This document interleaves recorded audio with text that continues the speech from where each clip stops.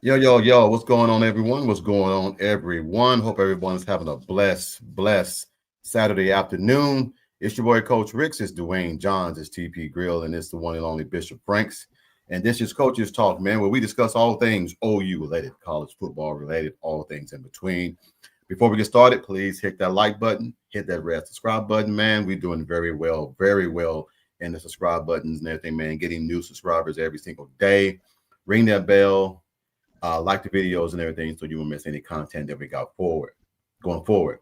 Now, we were talking in the green room for a while, man, and like I said, I want to jump back onto the question that I got, and we're going to go to TP first because TP got a compliment from a gentleman that subscribed to the channel just about 45 minutes ago, but I talked to him earlier at a block party that we had here, and he said, I love your guy, TP, man. I think he's on to something. He said, in order for you guys to be elite, he said, I saw the game, coach. He said it was a hard way to lose the game because Oklahoma is elite.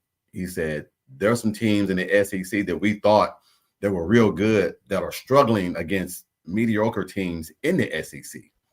And he was like, I think you guys have players that were from the Big 12 that you brought in, and you're making those guys SEC players instead of going out to get SEC guys. So he stole one of TP's sayings. TP's saying was, you got to go out there and pay to get the players that you need in order to be elite. So we're going to go back to TP. And TP, I know someone might not know what you were saying before we came on the show, but try to go back into it, man, what you were saying about getting the type of players that Oklahoma needs. I said months ago before the season started, we were talking about paying players, and some people said, "Well, no, we don't need to pay. We that you know we will pay for the right guy and all of that." Yeah, I get that. However, certain talent you have to pay for, and it's just that simple. And if Nagy think, I was specifically upset with Nagy because he didn't want to. He was coming across as if he didn't want to pay. Yeah. Not and this is going in for high school kids that were allegedly highly talented, and he was like, "No, we're gonna find them gems in the rough, and then we're gonna make them highly talented." I'm not using a star system. I'm just gonna talk about talent. And he was passing on talent because he didn't want to pay talent because they was high school talent. Oh, you got to show me something, whatever. And then I said, all right, I'm gonna cut him a break, and I want to see what he do in the off season, meaning Yeah. this coming off season, and see if he go out and get some talent from some other schools and scoop them up that way, since they're proven when they're from other schools. That's what I said I was going to do. I said I was going to lay off of that whole subject, because some people were getting a little upset about it. But in the final analysis, this day and age, you're going to pay somebody or you're not, and people that are paying are going to whoop your ass. Simple as that. To piggyback on what you just said, and I agree with that wholeheartedly because I'm learning now, man, to transition in away from coach into a realist. As a coach, man, you have to walk on both sides of the line. You have to be a realist, but then you have to walk into, I don't want to call it fixation, but you have to walk into a belief that, hey, I got to get these young men ready in order for them to be able to do what I asked them to do. Today, Arbuckle was our handicap. I'm not going to try to sugarcoat it. Yes, he's young, uh, maybe naive, maybe arrogant to the point to where I'm going to call my game, and it is what it is. You can't be that way. What do we always say? Lincoln Riley cost us how many championships with Baker with no defense? And now we got a defense, and now the offense is costing us ball games because we have a coach that I don't want to say arrogant, and I don't want to throw all this blame on Arbuckle either. I don't want to blame all of it because the defense, it did do enough, but you cannot be scared to guard somebody man to man. There's no way it's 3rd and 3 and your ass is playing 12 yards off the damn wide receiver. That is a gimme because about time you get to him, got 3 yards already. I gotta take pride as a D-back to say you're not getting those damn 3 yards on me. But to play, yeah, I don't. That's Jason's belief. I don't think that calling for Hawkins is a. If you call for Hawkins and everything, man, then you're pretty much saying, okay, we're moving on from Arbuckle. I mean, we're moving on from John Mateer. And I think that's not the problem. Arbuckle is calling the plays. John Mateer is just calling what he's been told to run.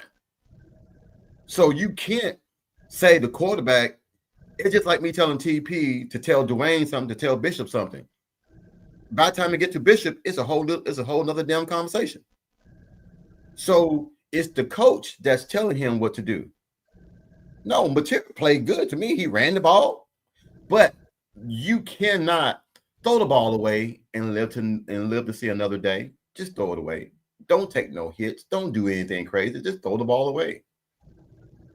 I've been weighing this all day, man. I've been having people. We went out today.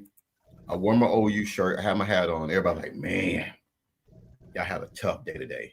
And I'm like, yeah. I said, but until we learn how to take what the defense gives us, we're going to struggle all damn year.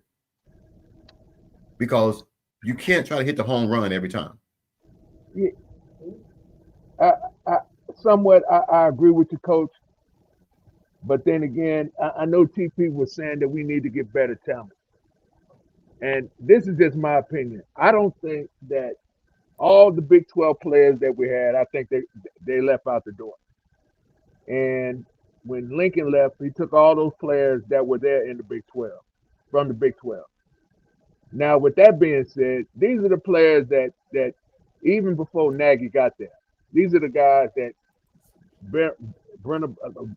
Coach B brought in. Now, I don't know. I can't say that the Big 12 players.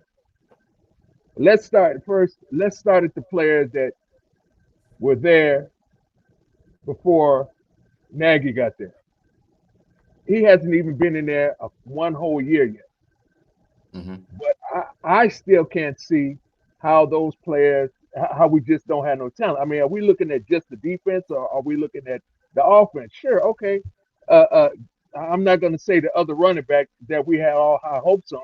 I'm not going to address that. But that play right there is a statement in itself that the man is not playing. But that being said, I just don't see it. I mean, because these are the players that Venables went out to go get, that Chavis went out to go get, Ty Bates went to go get. And now I just don't feel as though that those aren't talented players. That's just my opinion. I'm wrong, but I just don't see it. My wife just came and just texted me something. She's watching the show. She said, "Babe, you said it wrong." She said, "That's not what he said." He said that you have players that are, he said you have players that are SEC players, but your offensive coordinator is calling plays like he's in the Big 12 or the Pac-12. Thank you. So I stand corrected. Thank you, babe.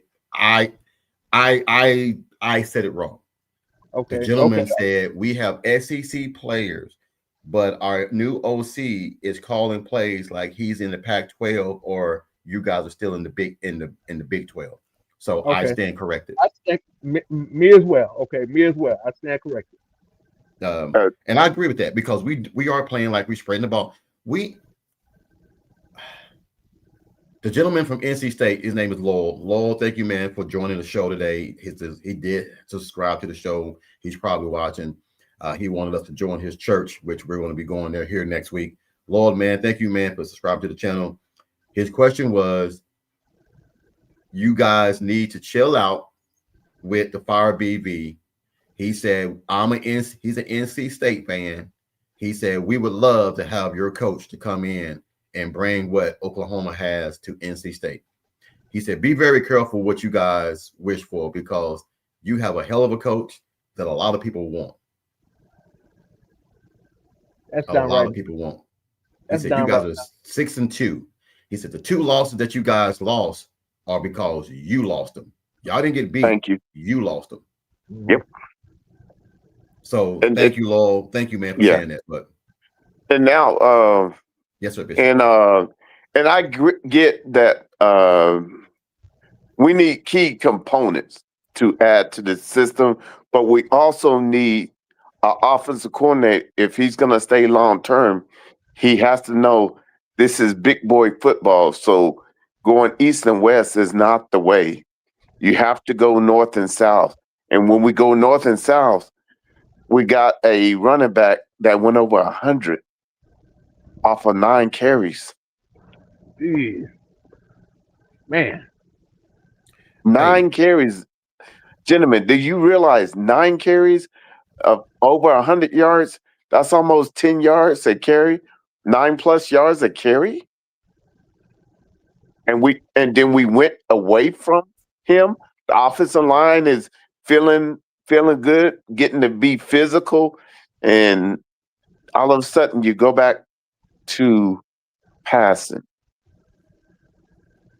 That befuddles me. I mean, even like we started off the game, we hit Giovanni, then we hit Jaron. They couldn't stop him. He was open all day, and we go right. We leave him. We leave him. Yeah, I man, look, it puzzles me. But see, now I have broke down the film. I will give my tidbit. Our D line, our D ends, they went way too far up the field. Based on what Kiffin had set forth, if you max protect and our D ends go up the field, what it does is that the D end was up against the tight end, so the guard and tackle got to go to the second level. That's on the first touchdown. That's why that touchdown was so easy, because Kip got clipped, and then our safety got clipped, and that only leaves our corner. But that's just run fit. That's simple stuff. What happened is that Kiffin had saw that he's right. The reason he made that adjustment is because he knows we that good with pass rush. But when it comes to, you got certain people that's so strong on pass rush that you still have to, first rule of thumb is stopping the run and not getting as deep as the quarterback. That's a rule of thumb that we grew up when we played the game, is do not go past the deepest player, which is quarterback. Well, what happened is those players were so gun-ho and they were getting up the field that all that person did, that player did, just ride with them, and it caused a lane to be open, and then 2 players that normally would have been trying to block him are now being able to release to second level and third level. And that's the difference. It's minute when you start breaking down film. It's this small details that cause us to look at our defense as if they're suspect all of a sudden. It's not that. We had a chess player that knew, he acknowledged, okay, y'all play, we know this is what you do best when you play this chess. So this is our counter, is that we realize you like to get up the field because we're in third and long. Well, they go up the field, the running back can score, and then a couple times we had the quarterback to slip out, because all it took is one good block from Kip or one of the backers, and he squirts through. And that just goes back to understanding your opponent and understanding what they do best and making for the that could have been an in-game adjustment that I'm pretty sure now that the coaches will be able to have full film will come to see what I saw. And that's just a little tidbit. There was other things, but I want to open up to you guys. What did you guys see when you look back on it? I'm just going to keep asking this question. They scored 34 points. You telling me that's Arbuckle's fault? I say it's subjective, TP. You can't keep giving teams chances to score. Then yes, you're going to have a high-scoring game. We have yet to play complimentary or every game so far we've had 9 or 10 penalties that's called almost 80 yards, 100 yards, almost every time. Even against teams that we beat. You can't do that against good teams. And like I said, you give up an extra 195 yards on extra plays after penalties that continue to drive. So they had 390 something yards total offense. If you take away 190, you're right there where you're supposed to be with what you give up average wise. And not only that, Coach. I know you're saying that they scored 34 points. Okay, that's understood. But at the same time, if the offense is not doing the job, if we're not scoring any points, if they're fumbling the ball, the defense is going right back out there again. They're not rested. They're still got to go back out and fight again because the offense is not doing the job. Granted, hey, they did. Ole Miss did what they did. I mean, I give them credit. But at the same time, if the offense is not scoring, we keep getting these 3 and outs. It's the same old song and dance. Like Bishop always said, we need to do our job. We need to go through that fire and do our job. And it's like nobody's doing the job. But again, the defense keeps going through the same old thing. If I go up on them 42 points and my guy fumbles the ball 3 or 4 times, then what? The defense got to go back out there again. Okay, they're fatigued, they're tired. I mean, where's the break coming in? Hey, gentlemen, we got a special guest in the building and everything, man. He wanted to come in and preach on something. We got Kyle Dupius and everything, 8996. What's going on, big dog? How's everything going on, Kyle? What's up, man? What's going on, Kyle? What's up? I talked to Bishop and Jason a while back. Welcome in. 2 weeks ago. Yeah, man. Yeah, salute, I've been wanting to get on here for a little bit, just to talk ball with y'all. Okay, bring it on. But yeah, so I'm sure like you've heard that I haven't personally played against Giovanni, but I know I graduated the high school I graduated through. I think he played a game against Cecilia, but he was a quarterback whenever he was in high school. So to see him as a receiver, it was kind of weird to me. Like I've never seen him play a receiver. But yeah, I feel like he did some things today. I don't think they're using him enough though. Like I feel like with his size, he's the biggest guy on the field. Like as far as wideouts go, besides Carry-On, which Carry-On's really not on the field right now. But I feel like they need to use that to his advantage, and that's kind of what they kind of used him versus South Carolina. But I didn't see enough of it today. I don't know, man. The offense is, I don't know. Is the offense just being stagnant, or are we keying in on too many people other than just opening up the playbook and just say we're going to take who's open? Me personally, I think it's a scheme thing. I mean, I could be wrong. I'm just a guy that watches it on the TV. So, I mean, I could be wrong. But it just looks to me like they don't have any, like, specific identity. Like, you know how, I mean, LSU down here, they're known for their receivers and they're big receivers. Every now and then they can run the ball, but they're mainly known for their receivers. If you know LSU offense that's good, you could probably name 3 starting receivers in the NFL right now. right now we don't really have like a big run. Well, we had a big run game today, but like we don't use that to our advantage. Um, Kyle, were you upset that they went away from the running game so late in the I game? was, yeah, it kind of surprised me of how like I didn't even look at the box score yet, but X Rob he had to have at least 5-6 yards per carry, and they were still trying to force Mateer with the run game, which I know it's worked in the past, but I mean, if X Rob is giving you all these big yards, these chunk plays, and you just kind of go away from it the last drive, This is I killing mean, me. what are we doing? I mean, you're right, Kyle. It was killing Yeah. me off. I felt like going out there choking up the man myself. You're killing me. Yeah, like I just don't understand it.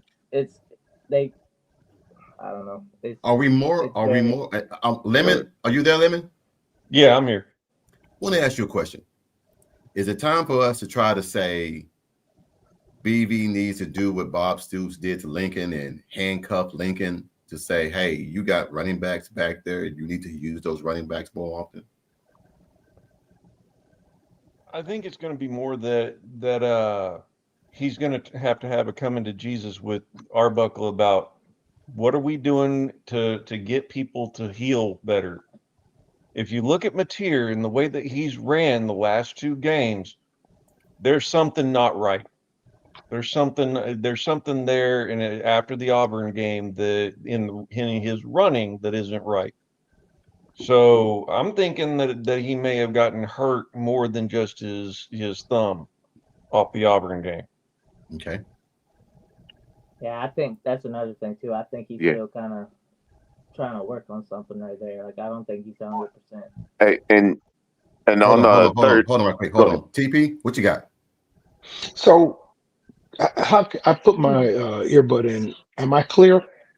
yeah, Yes. yes, sir. Okay, thank you. So, yes, we want to run the ball. It looked good for a bit with X Rob today. It sure did. However, we have to really recognize the fact that the offensive line has struggled all year run blocking. We got to recognize that. And so, if the offensive coordinator is shying away from running it, it could be because he knows his offensive line is not up to the standard that is necessary to produce. We But got to when- recognize that fact. We can recognize it, but when you have a back that starts to get going in the second half, I and agree you with that. deliberately take the ball out of his I hand, agree with that. that's I agree on with you. that. Because I agree with he that. was getting 3 or 4 yards. Look, when it was 2nd and 5, you throw the ball 2 down times. You don't even try to run the ball with X Rob to get out. If you can get 2 yards, a 3rd and 2 is better than a 3rd and 5. Yes, sir, TP. Just a quick question, because again, there's another game I didn't get a chance to see until the very end. X Rob obviously balled out. I didn't see his touchdown run. The question I have is, did X Rob play the entire second half by himself, or did he get relieved by anybody? That's the question I have. He was He- the Yeah, you pretty got to much- really. Yeah. He got relieved, but he pretty much played 80% of the second half. Who- after that who came in 74-yard for run? Who came in for Laylock. Laylock. Blaylock? Yeah. Okay. So I It- looked up the box score. X Rob had 12.1 average Yep. yards per carry. See what I'm saying? Like See? that's crazy. And it's 3rd and 5, and you pass the damn ball 2 times. Yeah, You got to. I don't understand it. BB has to get in the headset and say timeout. Hell no. But But you see, Okay. I think that's on BV's part. But at the Yes. same time, I think he also he's already made up his mind. I think he's given Arbuckle like free reign. Like it's his offense. Yeah. Like, I be- think I believe that. that's the case right now. I don't know it for fact, but I believe that, Kyle. I That's believe that's what it is. I That's believe what I it. believe. But I believe- we were sitting here last year saying, we really think BV needs to get in there and fire our OC and hire a guy that he can give the free reins to and Yep. let that man Yeah. do his job. And now we're saying the exact opposite, that BV needs to step in and line this man out. We can't mean, have I'm it not- both ways. I'm not saying BV should step in and help him, but at the same time, like, I think the reason why he's not stepping in is because he knows I don't think he knows enough about an offense to step in and tell him what he needs to do when he's been successful elsewhere. I just think maybe you need, maybe not BV, maybe somebody Kevin else Wilson. that Kevin has Wilson a got to start different set voicing of his eyes. opinion. Yeah, like a different set of eyes somewhere. Like, I mean, Yeah. And see that. Go ahead. No, go ahead. No, I was done. Yeah. Oh, my bad. I was saying, to your point, Ryman. I think that last year was an anomaly.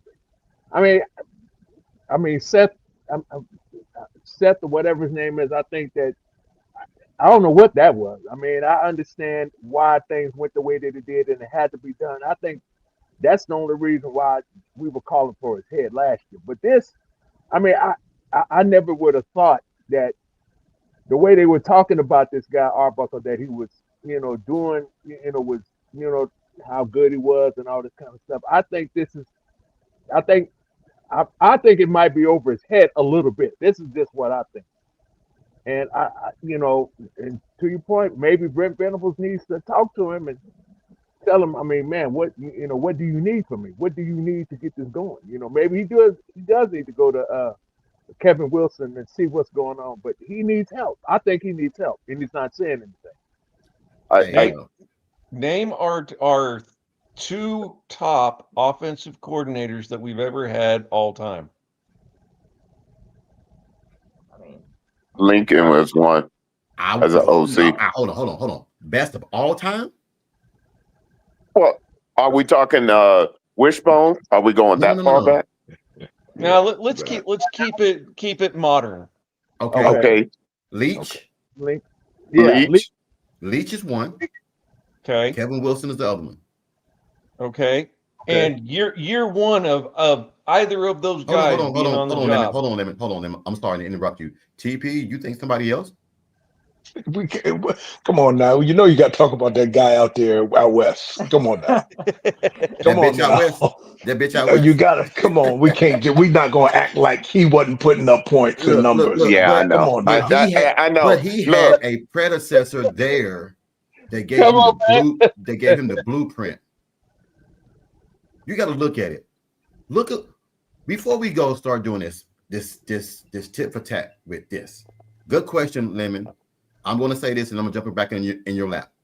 We can't sit here and say that, because once Lincoln started to get his own players, you saw the demise and the descent of Oklahoma's play calling and the team. So right. I don't put Lincoln on the same level as Kevin Wilson and Mike Leach.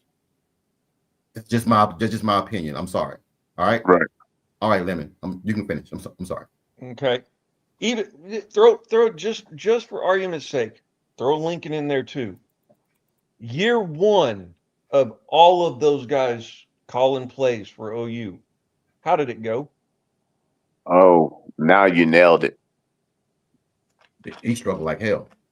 Yeah, I mean, that's my thing. I don't think they should fire Arbuckle by any means, or anybody saying, I don't think any of that. I just think if we don't see any improvement throughout the year, I mean, something's got to give, We just can't keep seeing you get down on the 15-yard line. That's where you start to drive and you get a field goal out of it. I mean, I'm just tired of seeing it. We saw it last year with all that going on. That was an anomaly, whatever. But we've seen it again. We're starting to see that same pattern. Maybe not the exact same pattern, but we're starting to see glimpses of last year. Yeah. So let me drive the point home, and then and then I'll toss it over to TP, because I know TP. I can see it in TP's eyes that he has something good here. I've been waiting. He's itchy. That trigger finger. But the whole point here is, if you look at what happened last year, Kyle has a point that last year was an anomaly. Last year was a perfect storm of injuries versus horrible offensive coaching, right? We're still coming out of the back end of all of the injuries, and we got about 2/3 of them healed. We still have a lot of the offensive line that's struggling to get straight healed, but they're and the ones that did get healed pulled out and actually started playing well. But we still got to get healthy. Yeah.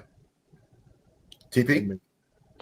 The point I was going to make was we talk about the offense and the struggles, and we Mhm. talk about last year. Again, we go back to lack of talent. I understand the injuries. Now that we got the injuries out of the way, what's on the field? A lack of talent. Yes, the offensive coordinator was straight hot garbage, 100%, and he deserved to be fired. I think I heard somewhere that BV wanted to fire him, but was told, no, you can't. I think, or BV did not Last year? last year, Yes. year, Yes. or BV didn't want him and Yes. was kind of Yes. forced on him. I've heard Right. both of Right. that. I don't know. I'm just, I'm not an No, you're insider, right. far from that. You're absolutely correct. I'm just Yeah. repeating something I heard. That's what I'm saying. And the fact of the matter is, I mentioned earlier in the day lack of talent, and that's evident. Now, going to this year, we Yes, sir. have a young man, and I haven't suggested that we fire him. I'm not suggesting that. But the point of someone mentioned we need to have him uh, overseen or helped or co-offensive coordinator. Yeah, that probably is best. This is a young man, and he might need some help with dealing with this level of competition that he's dealing with. I can agree with that. I I agree wouldn't with that. say co-OC though, because No, No, not co-OC. I don't believe in that. Yes. I don't Yeah. believe in that co-OC or that Yeah. co-OC I just shit. think No. he needs a like a separate pair of eyes just to kind of. I think The way I look at BV it- needs to. I'm sorry. I just think Kevin Wilson needs to. He is. He's been there, done that. BV needs to just let Arbuckle know, hey, he's there for you. Won't y'all bounce stuff off each other and see if we can go to a new level? Because understand, we're 6-2, and we're a lot of times today we've been acting like we're more than we're less than 6-2. We still got a lot to play for. It's tougher, but it's still doable. And the main thing is we don't want to lose the current momentum we do have, and figure out a way to if I could be so honest, we were 14 and we were 4-14 on third down on the offense. 4 and 14. Hey, quick question. Let me point this out. Go ahead. When you say we're 6-2, that is a true statement. But we have to realize 4 of the wins mean nothing where we are today, right now. So we're 2-2. That's how I look at us. We're 2-2 because the rest of the season TP, but is you're trying to say SEC as schedule. if Michigan and Auburn is not. I'm saying specifically we're 2-2 because all that matters from today forward is who we play in the conference games. That's all that matters.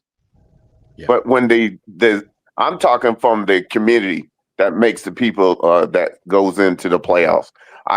The criteria they look more than just 2-2 is what I'm saying. But I respect what you're saying. I get what you're trying to say in your eyes. I respect that. We got the one out of conference game. I will accept the Michigan win as a good win because Michigan was ranked at the time. So I'll accept that as a good, and I believe Michigan is still ranked. So I'll accept that as a good win. But in the final analysis, we're judged by the conference we're in. Okay. We're judged because we're in the SEC. So we got to go by our conference record. If we go, we're 2-2, and we have 4 more games left. Yes, sir. We have 4 more games. If we go 4-0 in those games, that'll make us, we're 2-2 plus 4. That would make us 6-2 in the conference. That might not get us in the SEC championship game, but that'll get us in the playoffs. In my judgment. Let me bring this up. Shorty brings a good question, and I want to ask you guys in the panel list and everything, everybody.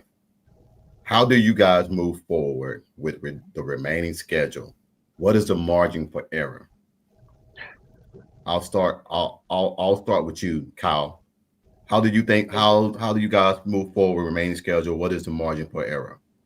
It depends what we want out of the season. Because right now, I don't even want to hear anything about playoffs.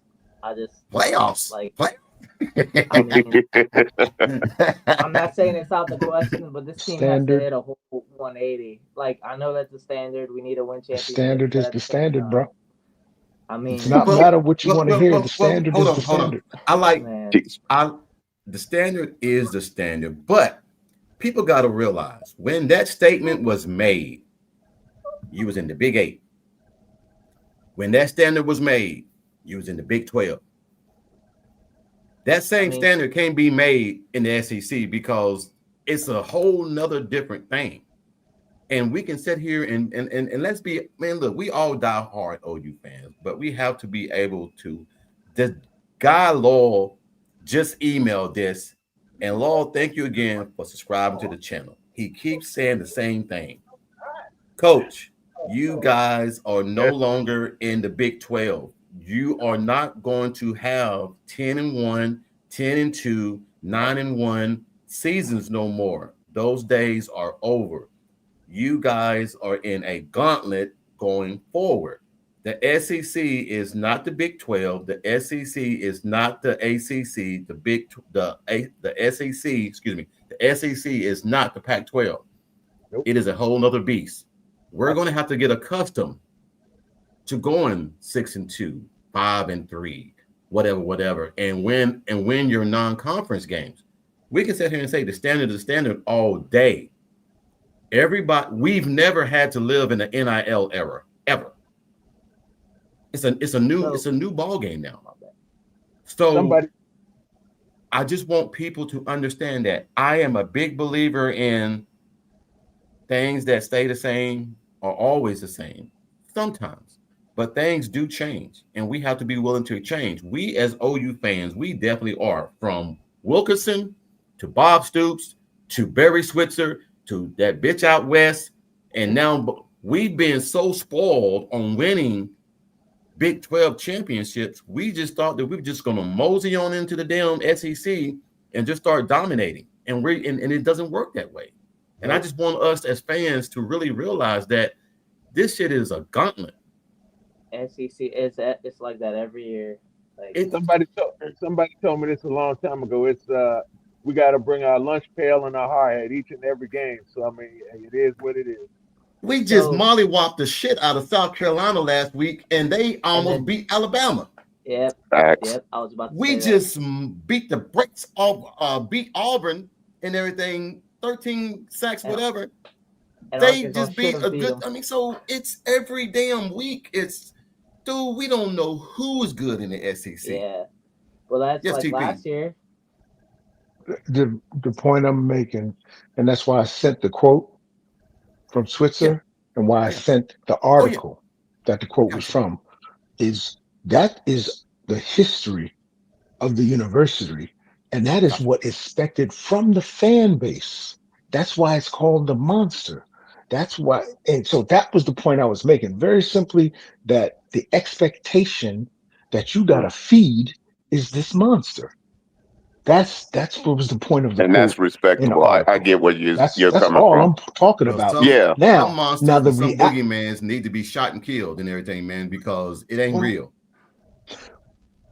Well, it is real, because you got people talking about Venables should be fired. So the monster is real.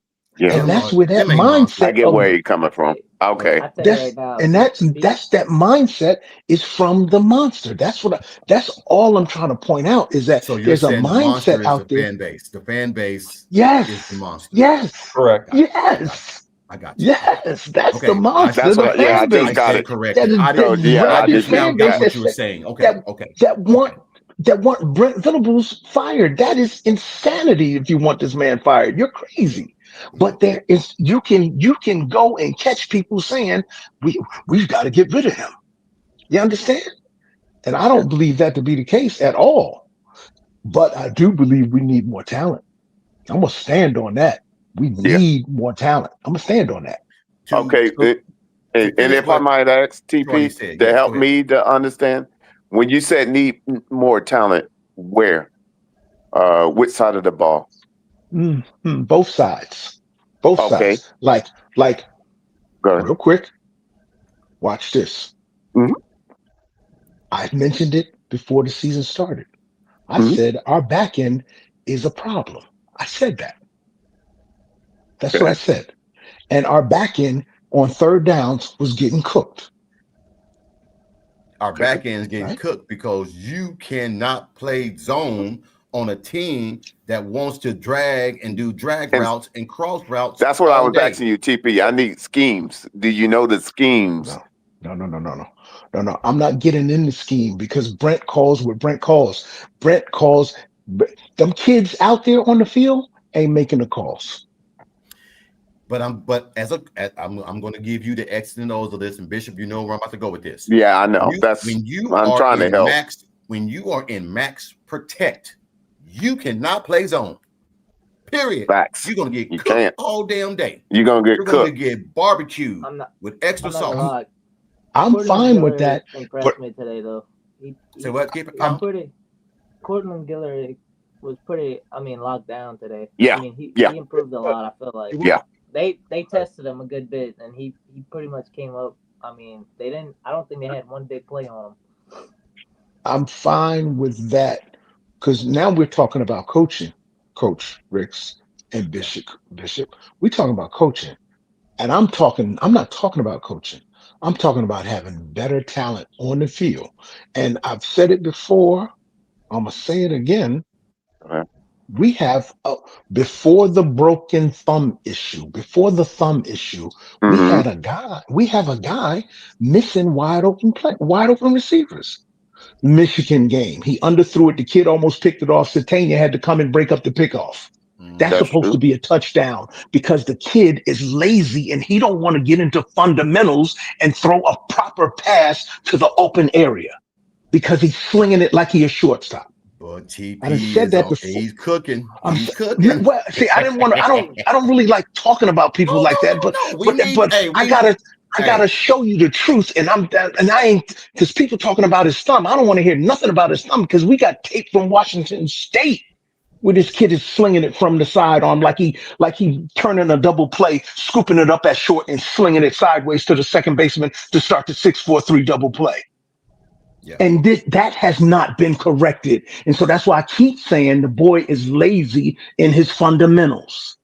John Mateer. He's We have to lazy in be his fundamentals. able Yep. to have the uncomfortable conversations, and that's why we're here. If we didn't care about the team, we could just say, "Oh well, chop it up. Let's keep it moving." But we're trying to address issues that cause concerns. I think the concerns can be fixed.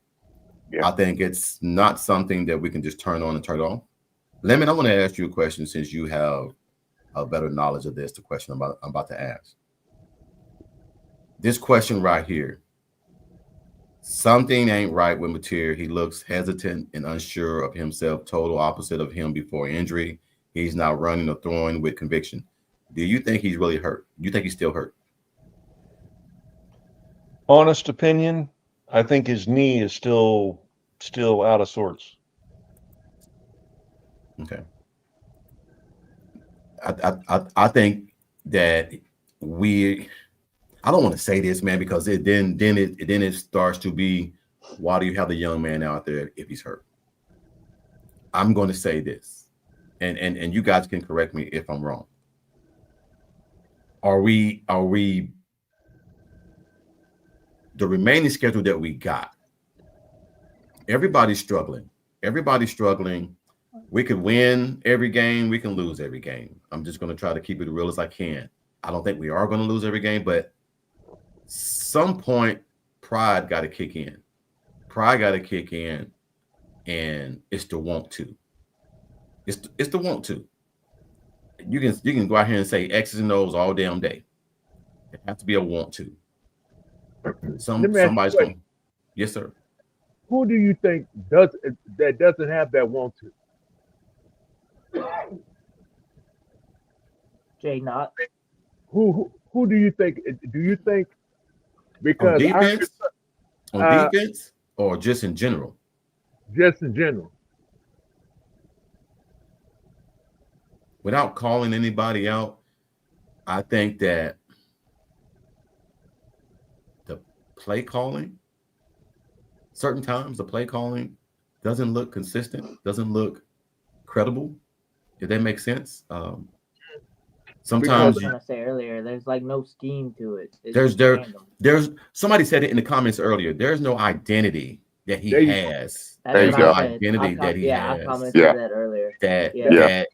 That I know as an OC, there are 4 plays that I can go to that's going to get me.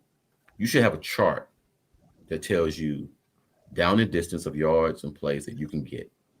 I got 4 plays that can give me 5 yards. I got 4 plays that can get me 10 yards. And then you also have those trick plays that can get you the big plays. And we had one called Peanut Butter. And Peanut Butter was simple. 12 personnel, tight end dive. No. Peanut Butter, 12 personnel, tight end and the tackles, double team the end.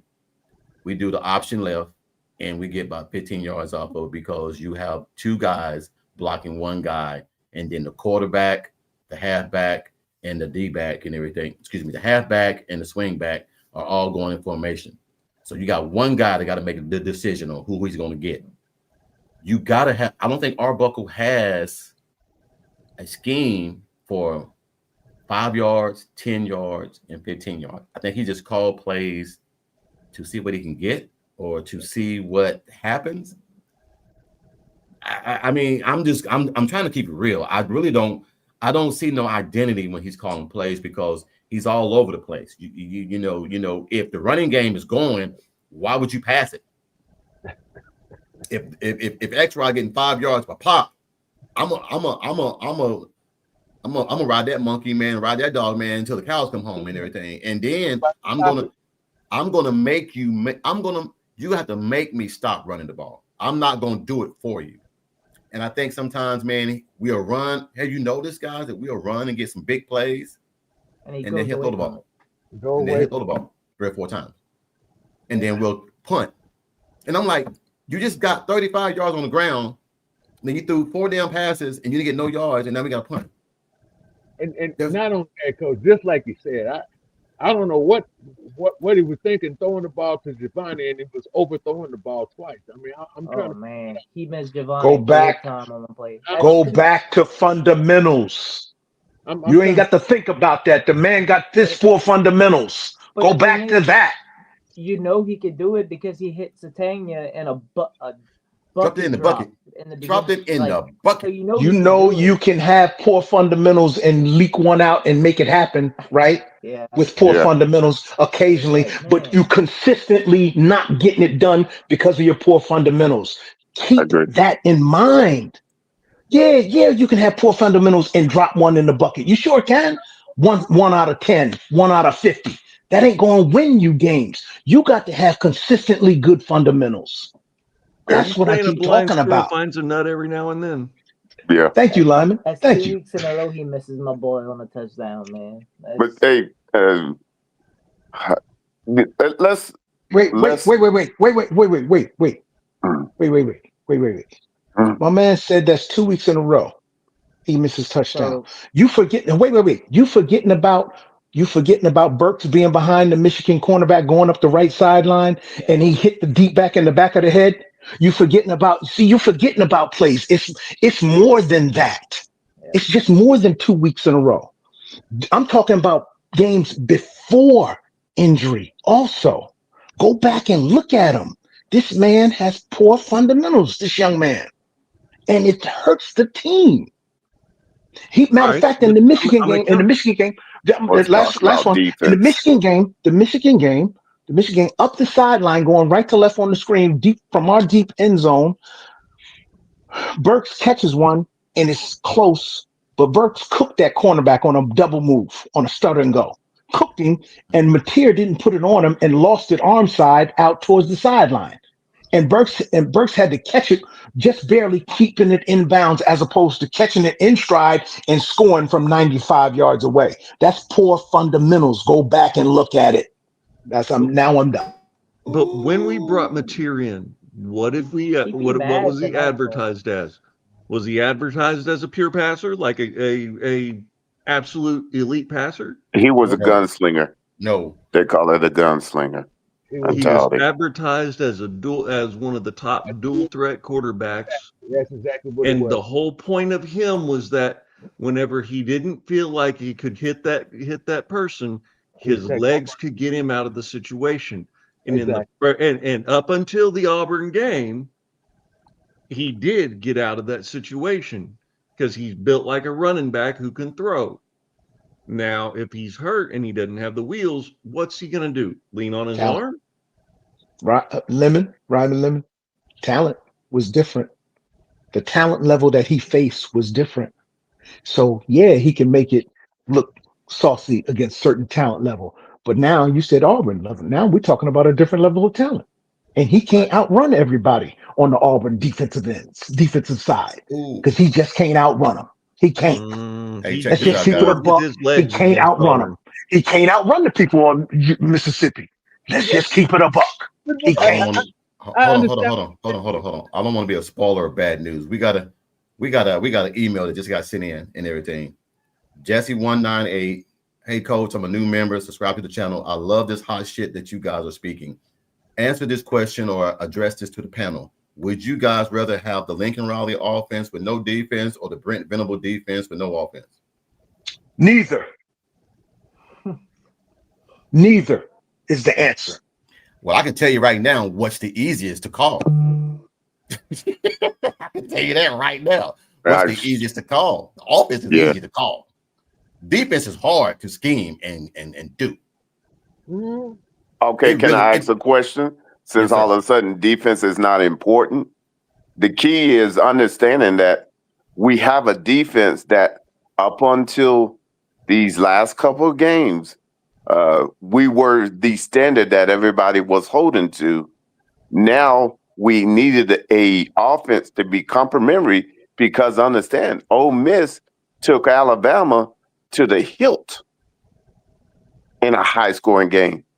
And we thought we were just going to hold them to that. They weren't Georgia. Excuse me. Thank you, Coach.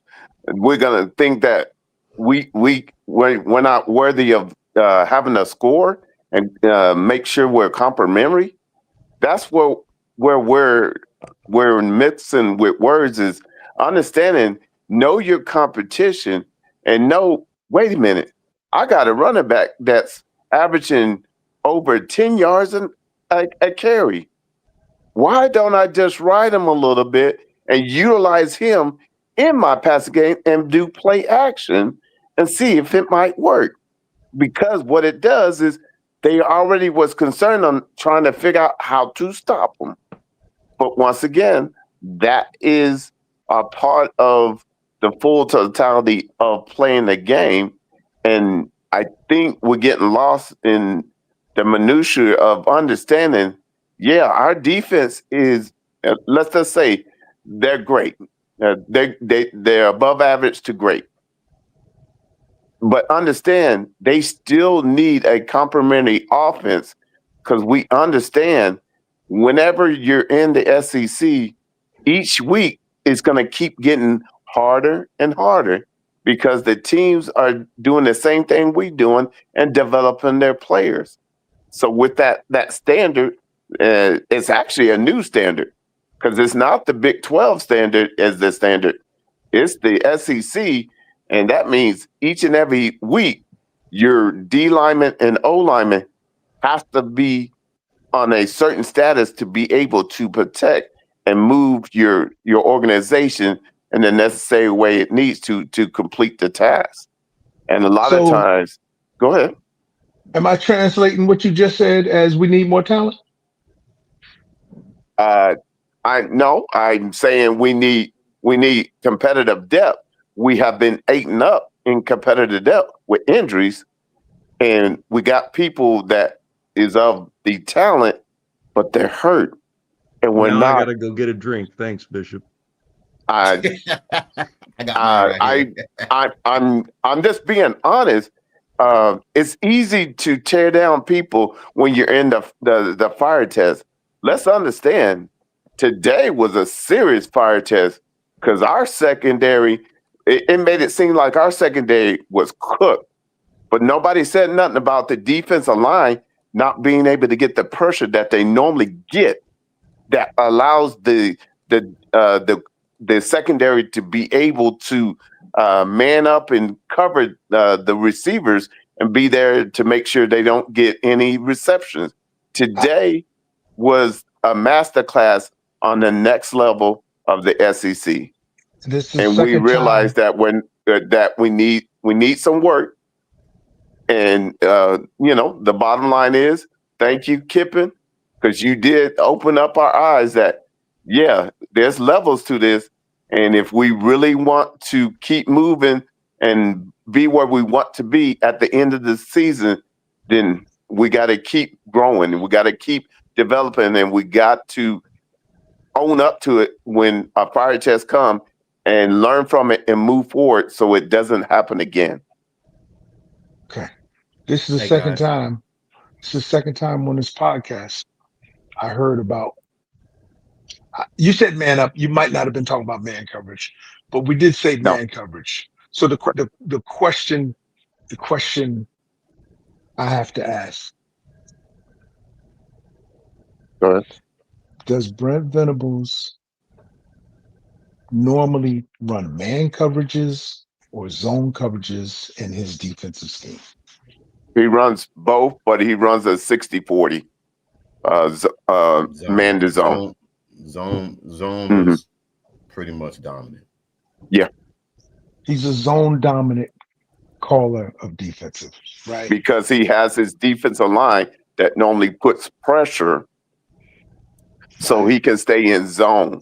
This game, though, was the next level because what Kippen realized after watching all our films is like, okay, I honor that you are a tough D lineman. Guess what? When I get a chance, I'm gonna let you come up, use your aggression against you, and I'm gonna run underneath where you used to be.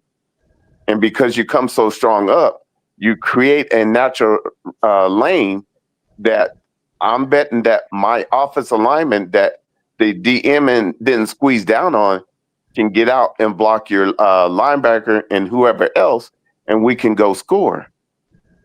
And when I watched the tape on that first touchdown, that's exactly what happened. On the second touchdown, that's exactly what happened. But in the instant when you're in the heat of the moment of the fire test, it gave the instance that it wasn't run fit, but it's all about understanding the foundation and the fundamentals of the game and knowing when to press toward the quarterback and when they are using you to create their own movement so that we can go to the next level. And that's chess. And today we got outmaneuvered in chess, and that includes BV. That means we got outcoached. I'm translating that. What you just said is we got outcoached. I'm translating it that way. Yeah. Hey guys, is that a good translation? Yes, sir. Yes, sir. Yes, sir. This is going to be my last email that I read because there's so many coming in. We're going to have to do these emails Thursday, but I like this one because it's from Stat Guy in Conway, Arkansas, where I'm from. So Stat Guy, it says, what's going on, coach, in the panel? Stat Guy 8181, Concord, Arkansas. Coach, I just want to put this stat out there for you guys. Those penalties that Oklahoma had that were 8 for 52 accounted for Ole Miss gaining 201 yards and 17 points. Those 8 penalties for 52 yards accounted for 201 yards and 17 points for Ole Miss. That You hurt. cannot. I'm not comprehending exactly what that means. This is what it means. The penalties that Oklahoma committed when it's supposed to be three and out or 4 and out, the drive continued for Ole Miss. So those penalties accounted for an extra 201 yards for Ole Miss. It also, those 201 points also accumulated for 17 points of Ole Miss's total points. Dwayne's got to mute. You got to mute, Dwayne. So pretty much. Dwayne, you got to mute. I got it. So pretty much, Oklahoma gave Ole Miss an extra 201 total yards and 17 points off the 8 penalties for 52 yards. You can't beat nobody. I don't give a damn if it's a bad team. So the only Giving thing up, I got giving about up. that Sir? is it's crazy because I don't know if it's just me, but it feels like Oklahoma cannot have a holding call go their way. Like when we're on defense, I feel like we're getting hold a lot more often than we're getting called. Like we're not, as far as when we're on the defense, like getting a holding call to go our way. I feel like it never happens. Never leave the game in the hands of the But ref. the Well, ref- yeah, I know Always that. end I in know that. distress. But And I'm a ref, it's and that's the crazy. common rule. Shit It's a about common. no refs. I I don't want to hear always shit about no refs. I'll be Oh. just brutally honest. I don't want to hear shit about any missed calls. I ain't interested in any of that. Oh no, I'm no, no, no, no, interested no, in. no. I'm not It's- talking about it's- you, coach. I'm just saying no. in general. Yeah. I don't want to hear anything about a block in the back on a punt return. No. I don't want to hear about any of that. I just want to see somebody get dominated. You still That's got to what I play want to see. football. One bad call or 2 bad calls should not cost you the whole ball game when you play the way that you played today. Yeah. And the penalties didn't really kill you because you were still in the ball game and you took the lead after those penalties. What killed you is you had an OC that deliberately took you off life support because he wanted to do something different. And like I said, I talked to a lot of guys today, guys, and I'm being honest. I've never seen so many people come up to me and say, "Hey, man, y'all almost got that W, man. Y'all did. If y'all do this, if y'all do that, a lot of people got a lot of things to say when we lose about what we need to do to tweak or fix our problem when they're on the outside looking in." But I had an older gentleman tell me today, which, Lemon, I'm going to ask you this because this is what he said. I'm not saying that to be picking on you. I'm just saying this is what he said. He said, OU problem is you guys are so accustomed to winning. Thank you. That sometimes you can't see anything other than that is winning. And there's a process that you guys are going to have to go through when you come to the SEC. Thank He you. said, I think you guys are close, but I think that you just need to get better players and you need to get players and everything that can guard. And this is what he said, guard man-to-man. Because the SEC play man-to-man. They don't play zone. They play man-to-man. So TP. I said we need more talent. Bishop talking about, we need competitive depth. Damn it, that's talent. He talking about talent. It's the same thing. It's the same thing, bro. You're acting like we're not talking your language. No, that's not what I'm saying. I'm saying you talking about competitive depth, and basically you're agreeing with me when I say we need more talent. No, but you're just saying it broadly. I'm like, you got to understand in the makeup of the team, where do we need it? Do we need it at safeties? Do we need it at corners? You can't brush with a broad stroke and expect that one stroke is going to cover the team. Where do we need it? How do we need it?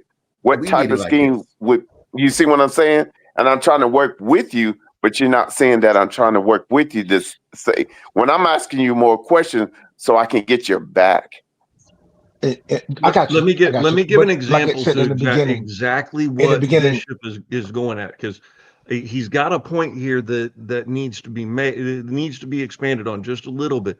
If you look at what Brent did whenever he first came in, the first thing he said was, what we have in the trenches, what we have on the line, on both of our lines, is not acceptable, and we won't be able to go into the SEC without getting bigger. Exactly. And now you look at the average weight of the kids and the athleticism of the kids on the line, and they're all the bigger kids that can move around and put in weight. The only thing that I'm not hearing, though, is I hear about, oh, it's SEC, it's SEC, it's SEC. Guys, what we're going through is not typical SEC. Let's call a spade a spade. They did they went through, and when they put together the first 2 years of schedules for all of the teams, they looked at who was the most dominant in the areas that they were playing in, and saw OU as the top of the Big 12. They saw Texas as the bottom of the Big 12. And then they had their top teams, Alabama, Georgia, LSU, and that group, and they hit all of them hard. How many of the top teams do we have on our schedule versus how many of the top teams of the SEC before we got there do we have on our schedule? 9 of the 10 are in the top 25 before the season. And the readjustment next year is going to be what? We're going to have 2, maybe 3 of them. Yeah. What we're going through this year is not going to keep lasting. So I got some LSU buddies that when the schedule popped up for the first year, they were blowing on my phone saying we got screwed. Like, yeah. Like, hey, buddies, he's an alumni at LSU, and I won at Auburn. He was like, man, they stuck it to y'all's ass. Yeah. And then one of them said, well, you can thank Bob Stoops for y'all schedule, because all that shit he talked about the SEC in the past, they didn't forget. And it ain't even about that. The schedule really isn't bad, guys, because ain't nobody really playing good. Everybody's struggling. Mm-hmm. Everybody's struggling. Yes, sir. I agree with you, Kyle. I'm down here in Louisiana too, so I mean, you know, I hear it daily. So I mean, you know, I got to deal with all that here daily. So I mean, I know we're doing what we're doing, but I mean, you know, it's just gonna take a little time. And hey, there's nobody else better than Brent Venables at this time.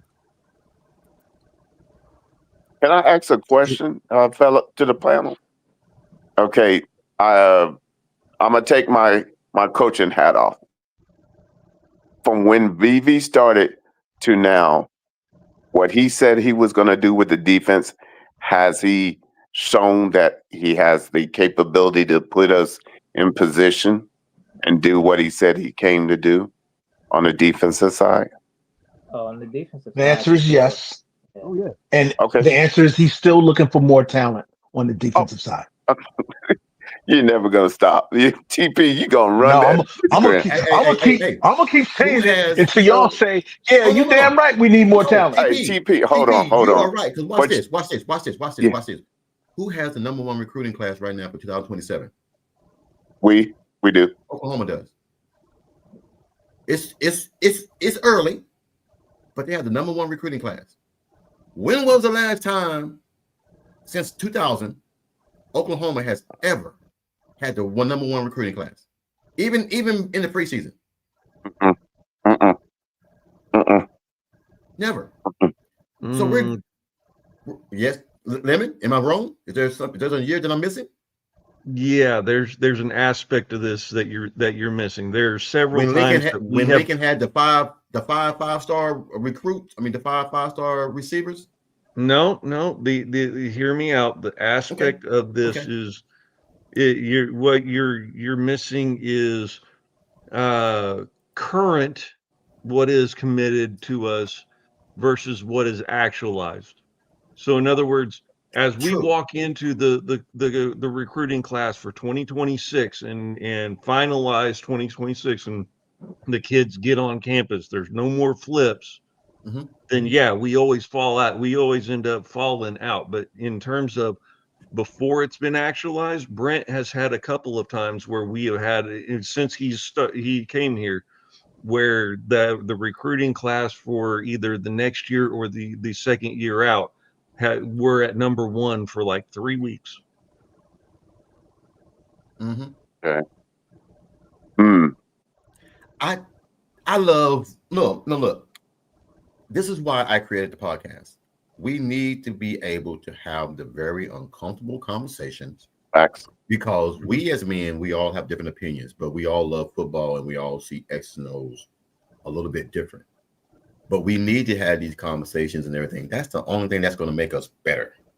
It's having we need for the grit and the passion that TP is bringing. We need what Kyle is bringing, what Lemon is bringing, what Bishop is bringing. We need this because we all see football. We all watch tape. We all watch the ball game. We all saw some shit today that we wasn't pleased with. We all saw it. Is it fixable? Yes. Is the question. Yes. When it comes to defense, it's real everybody. fixable. No. Yeah. Not defense or offense.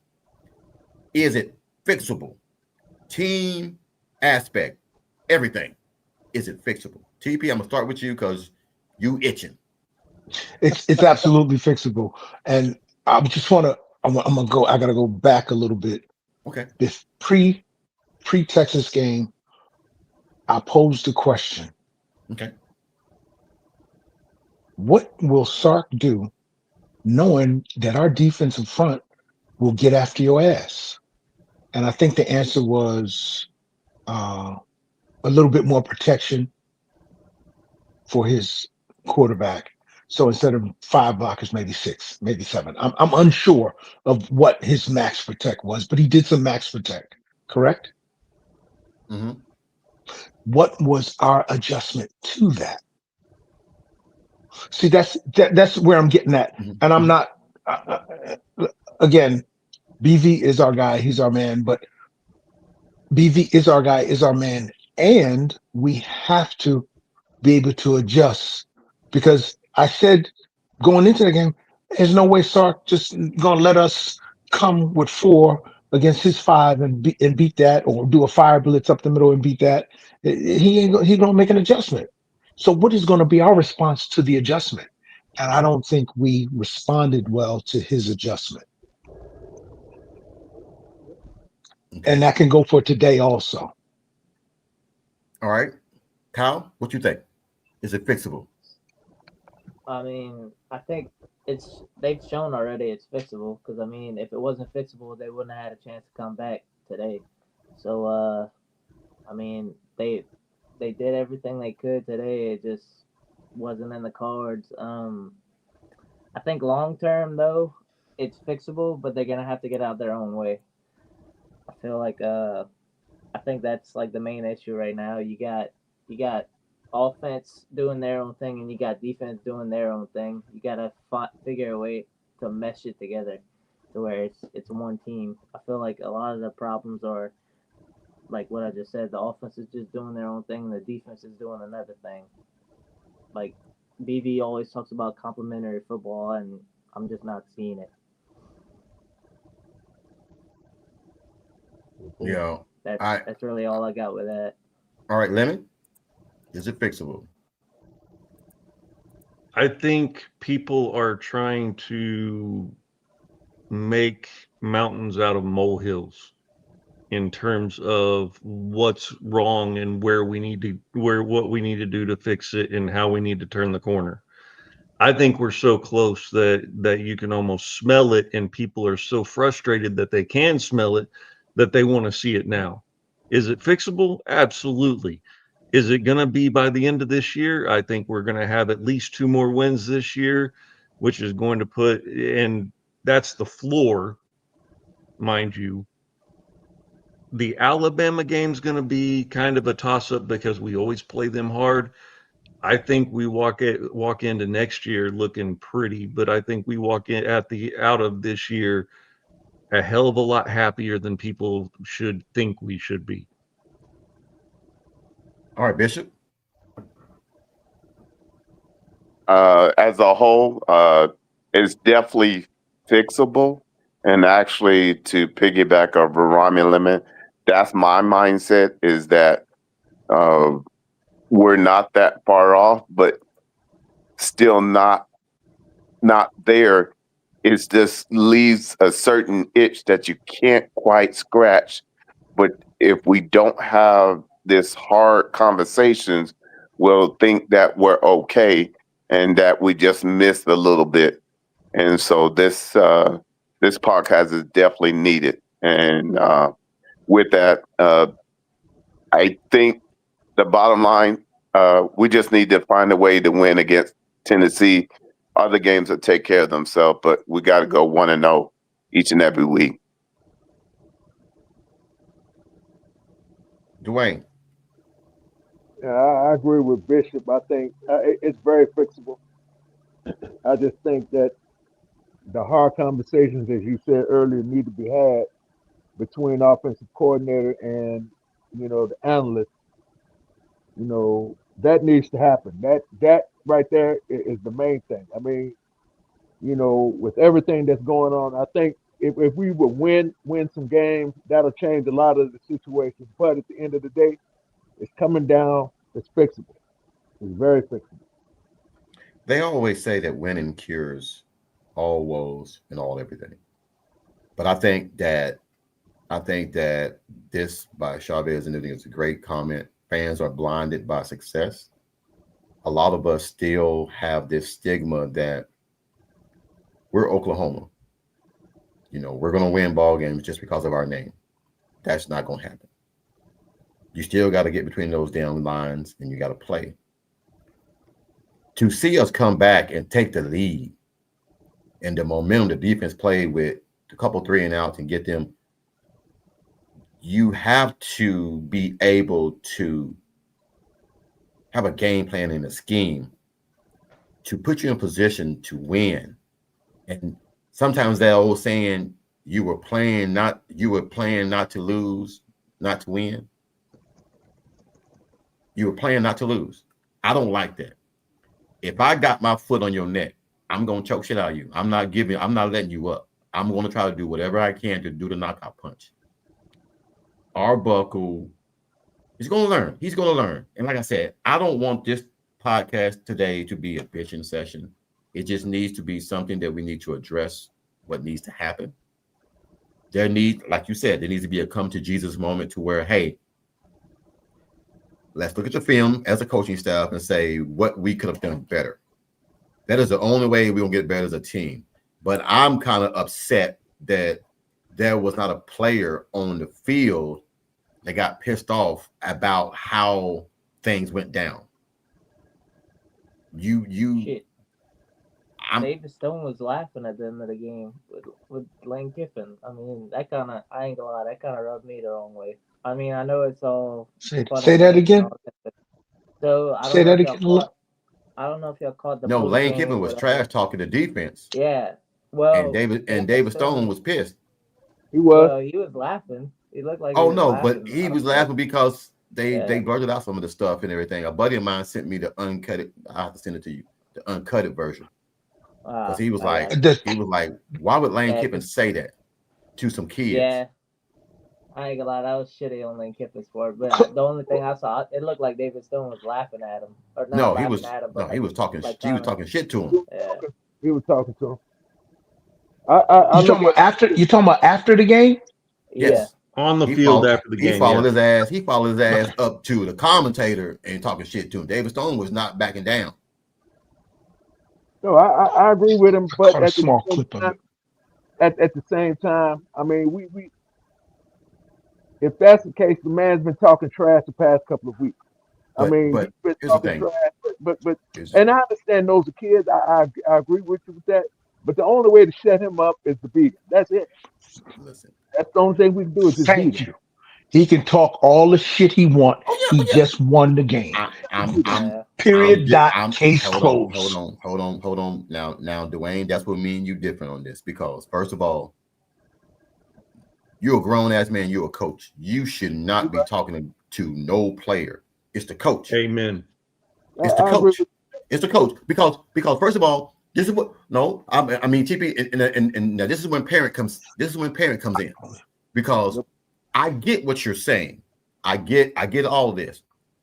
But as a grown man, I should not stoop down to the level to talk to 18, 19-year-old kids the way Lane Kiffin did, regardless of however I may feel, win or lose or whatever.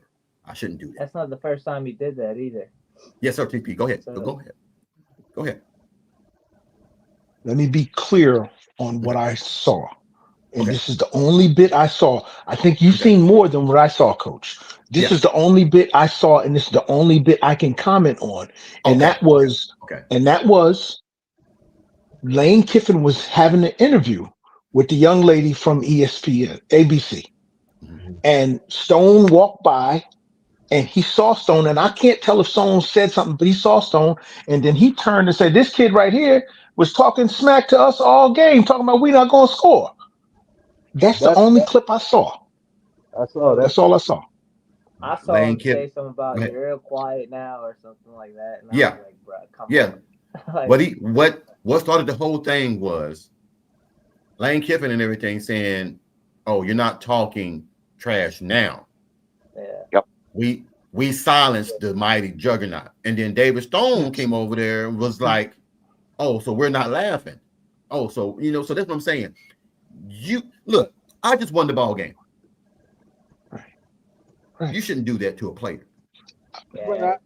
I see your point. I don't agree with him talking like that to kids. I agree with you with that. But I mean, we all trash. I know I trash. I don't But I care mean, nothing about it. If I'm I gonna be can't, real clear. Go ahead. Go ahead. I talk trash all the time. If I can't, when me and my son play the game, I mean, we talking trash, and I can't beat him. What can I say? Let me say this real quick. Yes, sir. Yes, sir. Go ahead. You don't want somebody talking trash to you, whoop their ass. Whoop You that don't want somebody planting a flag on your field, whoop their ass. Period. Dot. End of story. Once they whoop your ass, shut the fuck up and go to your locker room. Yep, that's all you can Ain't do. shit you can say because they done whooped your ass. Shut the fuck up and go to your locker room.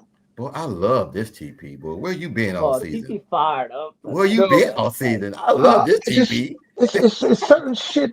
It's certain shit you don't do after a fucking loss.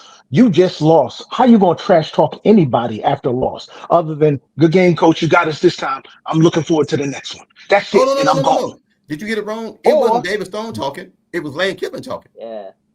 Yeah, Lane Kiffin called David Lane Kiffin Stone was the out. one. David didn't say anything to Lane Kiffin. There was. I get that. I get that part about. Like I said, what I saw was Lane turned and pointed at Stoney and said, "This kid right here was saying we wasn't going to score on him." And I don't know what Stone said back to him. He said something back to him, and because he was too far away from the mic to pick it up. And that's all I saw. That little bit right, that little interaction right there is all I saw. And all I'm saying to you, after the game and after you lose, we don't have any shit talking to talk about. We don't have anything to say. It's sing that song to the almanac, sing the song that we got to sing, the fight song, and go say hi to your family and keep it pushing. Yeah, shake hands, of course, all of that, blah blah blah. Yeah. And keep it pushing. All that, but ain't no need for no back and forth with the guys that just whooped your ass. No need for that. Just all you can say is you got me this time, and keep it pushing. Sooner Cowboy, all. man. I hated to do it, but I just banned Sooner Cowboy. Look, man, I get that you trolling or doing whatever. I get it. It's over and done. I mean, you can come to this show later on. You banned from this show, man. Like I don't get down like that and everything, He's man. been a So doomer all year, though, bro. Like I just win a game, and if that's the way that you're gonna be, you can go to another podcast, man. I don't need that and everything. So we're gonna keep it moving. I miss it, Coach. I got the chat on the TV, but it's hard for me to keep up with it. No, what it is everything, man. So it's not even important. If you banned him, he's gone. Yeah, it's just as simple. It's not important. Yeah, man. It's not important. You don't need to recap. I'm just pointing out I missed it. No. We all here are trying to address issues, and we're trying to say what's fixable and what's not. You're coming on here, Tennessee going to embarrass you guys more. Alabama going to do this. We don't know who's going to do what, man, because everybody is not playing up to par. Yes, sir. We got a chance to go. We got Tennessee. We got Tennessee, we got Missouri, we got Alabama, and we got And, LSU. LSU. We got a Yes, chance sir. to go 4-0. One game at a time, as Bishop say. We trying to do 1-0 next week. But the opportunity there is for us to go 4-0. And it is highly possible that we can do that. That's where I stand with it. This is Mhm. the sky is not falling and none of that. We took a loss today. I trust in BV that he will get things together, right the ship, and get it going. Just like when we lost that rivalry game, he got it together to travel to South Carolina. And everybody said, "Oh, South Carolina is a bum school, bum squad. They terrible." Yet South Carolina lost today, but played very well. I'd Played be a Any very lot. well. Against any I'd be a Bama. day. lot less. Yeah. Go ahead, Kyle. I'd be a lot less optimistic if they didn't make a comeback. We made the comeback, we just couldn't finish it. Now, say if the score would have just kept being a big blowout, yeah, I would kind of feel different about it. Like going into the rest of the season, I'd be like, I don't know. Oh, But I hold mean, the on. fact that they made the comeback, I mean, that tells you right there we could. Every other game's winnable. The thief area, whatever. You think that Texas is gonna beat Georgia after what we saw today? Come on, Man, dog.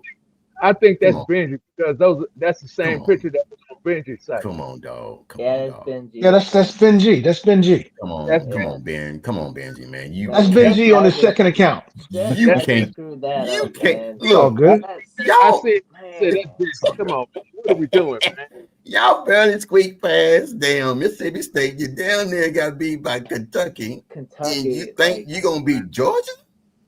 Come on, Okay. man. Okay. You know, there's a reason it's played on Man, the field. There's a reason Yes, sir. it's played on the field, and it's played on the field so we can see Texas lose. all day, Yeah. every day. Yes. and then Okay, that's he's worried about Texas. Georgia. Georgia ain't even the toughest team right now on the schedule. Nope. Nobody. Ryman, you from Oklahoma? Yes, sir. All right, so I had this conversation before. You might have been in the chat. You weren't on with us, but I had this conversation before, and I'm learning from the Oklahoma guys because I'm not Sooner born. I'm not. I'm from New Jersey and been a Sooner fan since I was a 10-year-old boy. And the fact of the matter is, to me, growing up, Nebraska was the rivalry. Texas, so what? We win. I hope we win. We lose. So what? We got to beat Nebraska at the end of the year to win the Big Eight. That's what it was always for me. That's what it was. And so this Texas thing, it's, I I know y'all hate Texas real bad, and that's why at the end when y'all throw the horns down, Barry Switzer always said there's only one Oklahoma, and I always just throw this up, And the point I'm making is simply, I don't even think about them anymore. I only think about them that day of that game. I don't care what they do before, after. All I care about them is that day. That day. And I understand the rivalry is way bigger than me because I didn't grow up in the state. So that's my statement to that. But right now, I'm thinking about that other team in orange. That's who I'm thinking about now. So The Rocky Mount, Rocky Top. let me give a little bit of reinforcement of something that you may not have been able to be a part of, but we love Please do, having you as because part of the again, family, right? I'm from New Jersey, so please do. Number one, it's a lot more than just football. Like it came down to a issue about that was almost a war between how to cross the Red River. In Texas wanted it built one way, Oklahoma wanted another, and there were Other way. actually troops that were deployed to stop the other state from crossing, and it ended up becoming I-35. But the Yes, other part of it is, just so that I can give clear emphasis to this, there's only one other school's name written on Oklahoma's campus during the year, and that is Beat Texas, and Texas is written upside down on the South Oval. That's how deep the hatred goes. I agree with you. But being a student of growing up as OU legacy, my father was OU grad. My mom and dad are both OU grads. My grandparents are both OU grads. We go back generations, right? When it comes to rivalries, Nebraska was always the heavy hitter inside of the Big Eight that we always wanted to compete with, but they would always come down and recruit Oklahoma and Texas to get their kids to compete with us. Oklahoma State was always known as the little brother that was always in the same state, and we always were taught growing up, you always root for the same teams that are in Oklahoma unless they're playing Oklahoma. Then we want to beat them soundly, and that's because we want Oklahoma to be better. And then there's nothing else but Texas is beneath us. Gotcha. The hate is real. TP, the hate is real. Hey, just again, y'all have to forgive me for my ignorance because it's you real. didn't know. It's just You it's lack didn't of know. knowledge.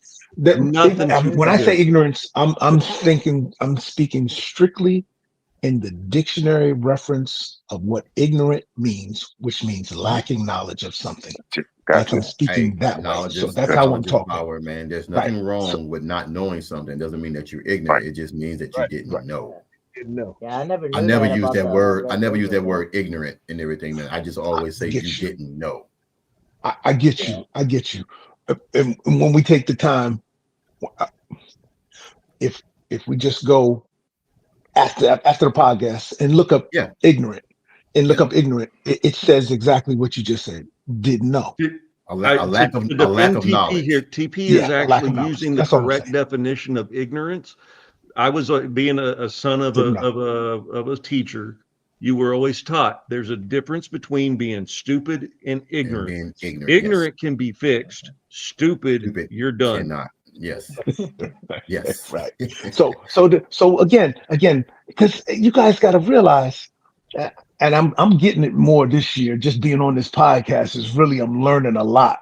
But you guys got to you guys got to really realize that some Texas OU games weren't on TV for me, but that Nebraska OU game was on TV, and it was for all the marbles. Who was gonna go have a warm vacation in Miami, and who was gonna go to whatever bowl, wherever bowl. And so to me, as a young man, as a 10-year-old, 11-year-old, 12-year-old, 15-year-old in high school, it meant. The Nebraska game meant more, but I see the reason why the Texas game means more. I get it now. Once you just broke all of that history down, I see now. ATP.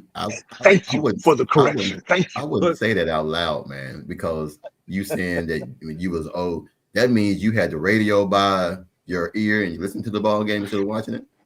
Come on, man. Nice try. Nice try. I was trying to let it slide. Let me be really clear. I know. But let me be really clear. New York City radio did not care anything about anything Oklahoma. Let me be really clear on that. Okay. But look at this, coach. Also, growing up, piggyback on what Ryman said. Growing up in OKC, what was it? You're Sooner born, you're Sooner bred. When you die, you'll be Sooner dead. I mean, that right there is ingrained to all Oklahoma Sooner fans. It's been ingrained. I mean, that's what that is. That's what that means. It's just, man, this. Even though I live in Louisiana, that's why I always say, people try to tell me, "Oh man, you're a Louisianian." No, I'm not. I'm an Oklahoman living in Louisiana. And that's what I stand by. So Oklahoma is all up into this.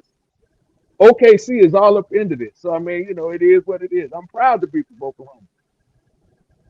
Hey, if you guys don't mind, tomorrow night, I want this whole panel to come back on tonight. What we're going to do tomorrow, we're going to break down the remaining schedules of OU's 4 remaining teams. We're going to break them down, who they play, what Oklahoma does, and we're going to just break down every game that every team has left, and try to find out what the records will be for the remaining teams. Because someone said it today, the SEC is just beating up and just eating each other alive. That's all they're doing. They're just eating each other alive. And that's what happens in the SEC. But I think what someone said, and I think it was either Lemon or it was Kyle, the schedule that Oklahoma have next year is going to be a hell of a lot easier than what it is this year. Mm-hmm. So are we, let's answer this question, and then, I'm going to get off here in a few minutes because I don't want to interfere with Jason's channel.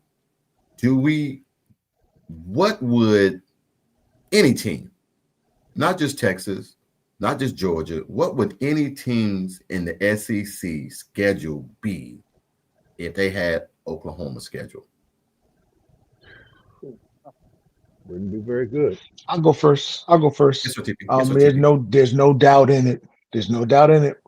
When you looked at our schedule from the beginning of the year, and I think we was like 8 teams on our schedule that were ranked, or 7, some crazy high number, some crazy high number. 8. At the beginning of the year, they were all ranked. Our opponents from the conference, I think. Something like that. And so, yes, the schedule is very difficult. That's just what it is. I mean, well, the six that we got, the 6 that we got already. We have how many? We have 8. We have 8 scheduled games, correct? 8 conference games. Correct? Until next year. Yep. Yeah. Who's not ranked in the preseason? Who wasn't ranked? Everybody was ranked. Everybody that Oklahoma supposed to play in conference games were ranked. Was Auburn ranked? Yes. Yeah. At the preseason? Yes. Yeah. I know they were ranked when we played them. Michigan, Auburn. And Michigan was ranked. So there was 9 teams that were ranked. Correct me if I'm wrong. There was 9 teams that we're supposed to play that were ranked. The top 25. That's what I said. 9 out of the 10. Yep. Yeah. Man. There was only one other team that had a harder schedule in the SEC than we did. And that's Florida. Florida. Yeah. So 9 opponents were ranked. And we're 6-2 right now. And like I said, man, look, I still feel like there's a lot of football left to be played. We don't know. I mean, Missouri lost their quarterback. LSU just benched theirs. Yes, they benched theirs. So we don't know what those 2 games are going to look like. And we can't just chalk those in as 2 wins because you still got to play the ball games. But I think a lot of people are taking us lightly with this Alabama game. Because what I saw today from them playing against South Carolina, they did not show up for that game. And they got all I'm lucky. hearing is Coach wants to know what my secret sauce is. Say, Coach, I'm gonna go ahead. I'm gonna have to go run. Somebody trapped in the elevator. I'll be on tomorrow night. Crap. Yeah, I got go to get them. Hey, tell them they got to pay you first. You're gonna be locked in overnight unless you appreciate pay you. and it got to be cash, no checks. All right, brother. Take it easy. All right, Good, man. Be easy. Salute. Now say it again, Lemon. You said what now? I said all I'm hearing is Coach wants to know my secret sauce. Dude, you went 6-1 again. We going to Las Vegas. I don't know what. You know why? What? One of the ones was Texas that we always giving up. Dude, they were down. I agree with you, Texas Coach. was down. I was like, oh hell yeah, I'm gonna catch Lemon. Then I turned the game back on. It was 45-38 in overtime. I said, shit. Then the other game and everything that I had, Arkansas had Auburn beat, and they gave a damn pick 6 away. And I'm like, what? Man, I for sure thought LSU was gonna pull it off tonight, but that's like a game LSU usually pulls off, and LSU lost. Yeah, they got they their ass lose. whooped. They got 45 to routed. 25. 40. It was 40. they could have scored 50 if they wanted to. Dude, they kneeled down. It was the final score was 49-25. 49-25, yeah. Man, I ain't gonna lie, bro. Like the mood around here. So I'm like 30 minutes away from BR, like Death Valley.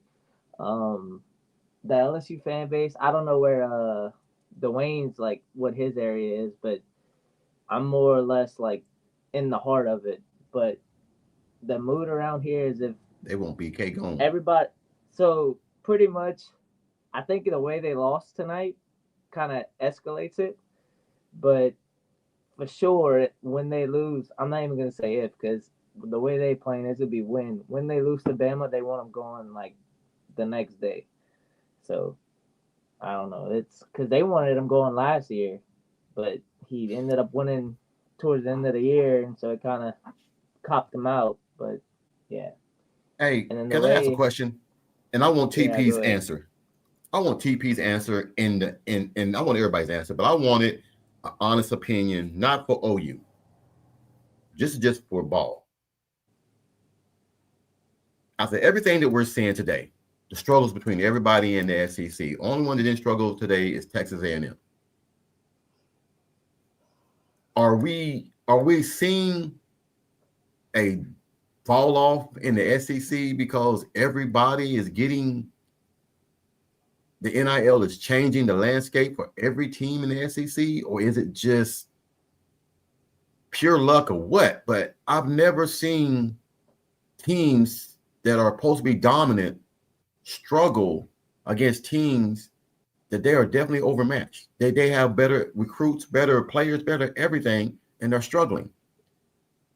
Is Oklahoma might be in the right situation at the right time to get a few wins because other teams might be hurt or losing or what? I just don't. I can't put my finger on it. I'm asking you guys, what is it about this year's SEC teams? All right, first and foremost, those teams struggled, but they won. Start with that. Okay? True. Yes, sir. So they won. So a win is a win. I don't care if I beat you by 1,000 points or if I beat you by 0.5 point. I got the win. Oh, you're supposed to beat me by 20. You only beat me by 10. I beat your ass. Plain and simple. Plain and simple. So I don't just give me the win. Okay. Yes, I was sloppy. I won. So let's start with that. The second part, I think you were talking about the NIL. What the NIL does is free agency, and across the board. it allows teams to improve quickly. Yes, sir. Because they want to lay out money and they can improve quickly. Hence, I gotta go back to preseason in July when I was saying you're gonna have to pay if you want to win. And I got pushback. But bro, if you don't pay, you will watch Mississippi State pay somebody and Mississippi State motorboat your ass because they paid a player that you should have got, but you didn't think you needed him because you thought you could develop a player that didn't have as much talent, allegedly, as the other guy. And you got motorboated. These are all hypotheticals that I'm talking about to just prove my point of you gotta pay. That's all I'm saying. So yes, the NIL thing has evened out the playing field, but the teams that are supposed to win, they won, except for OU today. Well, I don't know who was favorite. I don't know who was thinking who would win. OU was favorite. Oklahoma was 5.5. Okay. What you say is true. We're gonna get back to everybody else in their opinion. What you're saying is true. What you're saying is, if for those of you who don't know, if you don't pay players, you're going to be just like Clemson. Pretty much. I'm saying if you want talent this day and age, you're going to have to pay for them to come to your school. Nobody gives a damn about 7 Heismans and 7 national championships when I got food on the table. I got dollars on the table that I can get. I don't want to hear anything about it, but how much dollars you going to give to me to come produce at your school? that's pretty much it. Now I know some people sugarcoat it and make it sound sweeter. No, it's not about that. It was the culture and all of that. Yeah, the culture is big. The culture is a big thing, and the culture is real nice when that money on the table. The culture is even better when that money on the table. That's just my opinion on No. what you're going to have to do to get some talent. Some talent. Some talent might say, "Hey, I just like the vibe over there in Oklahoma, so I went there." I don't know, man. And I'm gonna go back to what I said back over the summer. If you work for McDonald's and they're paying you $100 an hour, and Burger King says we're gonna pay you $150 an hour, you'd be a damn fool to stay with McDonald's because the culture is better at McDonald's. Your ass better get to Burger King so your family can do better from that $150 an hour that Burger King is giving you. And that's all I got to say on that. With you, but okay. All right. Lemon. I understand. Sorry. All right, Lemon. What do you think? So he had me right until the end, right until that last part. The Burger King and McDonald's. And I'll put it this way: NIL allows a lot more parity whenever it comes to the level of talent with who wants to pay the players to get to that talent. But from there, it comes down to two things. It comes down to coaches and your and what kind of structure your coaches are putting in, and the culture. Because if you have the coaching that is proven to get you to the next level, and you have the culture of winning and the culture of developing players that go into the next level, that's where the kids want to be. Because the kids, sure, they want their money, and they want their money now. Because and I don't hate it, because I want my money. I want my money now. You ain't ever going to hear me turn around and tell somebody that is working for me, no, I don't want you to do a good job. I'm gonna pay you to do the job right. But whenever it comes to the NFL scouts, when it comes to the coaching structure of what, like you take Biedenbow, for example, right? Rex Ryan makes it clear that he comes to Biedenbow to see what product he has first, because so does Andy Reid. Andy Reid does the same thing. Whoa. Rex Ryan? Mm-hmm. Yeah. Mm-hmm. Comes to Biedenbow for what? For offensive linemen. Yeah. Who's he coaching for? Kansas City Chiefs. Okay. Yep. He's their analyst, and then also Baltimore. Also, yeah. Loves. He said he loves to get Oklahoma linemen because they're already trained and they're already up to par to what they like to do in the NFL. Now this all sounds good. Now, mind you, I'm looking at an offensive line the last 2 years that ain't looking too good. True. Okay, But absolutely. let me flip it around for you. There's a recruit coming in. It's either 26 or 27. 27. That had a substantially larger offer or NIL package given to him by Texas Tech. Yep. And he turned around and he said, "No, I'm coming to OU because of the pipeline to the NFL." I like that. I like hearing that. And I'm still double down on the fact of this. You can keep thinking that that's going to work in all situations, but you better come up with some money to pay some people. Because if you don't, Ole Miss going to have somebody dropping back the pass and then taking off and running on your ass, and you ain't going to be able to stop them. Oh, I'm on board with paying the people, because, and I firmly believe all bets are off whenever somebody backs a truck full of cash up on your front porch. You're going to say, "Yes, sir. Where am I going?" 90% of the time. How about this? Oklahoma That's all I'm has saying. the most active offensive lineman in the NFL. Mm-hmm. That's beautiful. No. That's It has beautiful. nothing. It has nothing to do with the college level. Yes, sir. It has nothing to do with the college level. TP's like, what's that do? What yeah, does that do to the price like of tea to- in China? Why Hey. isn't it helping us now? That's beautiful. No, it's not. I'm just talking about when you go into a home and say, I can get you in the NFL. That was before money was over the table. And that is big. That's still big because some children want to desire to, some young men want to have the desire to make it to the NFL. I get that. But I can get paid now before I get to the NFL. So what are you talking to me? What else you got? I like that you can get me to the NFL. What else you got on this table for me? And Hey. if you don't want to acknowledge that as a fan base, and if you don't want to acknowledge that as a university, your ass about to get dusted by somebody that's going to say, we don't have a track record getting you to the NFL, but we're going to give you this money, and we're going to get people in here to develop you. Trust me.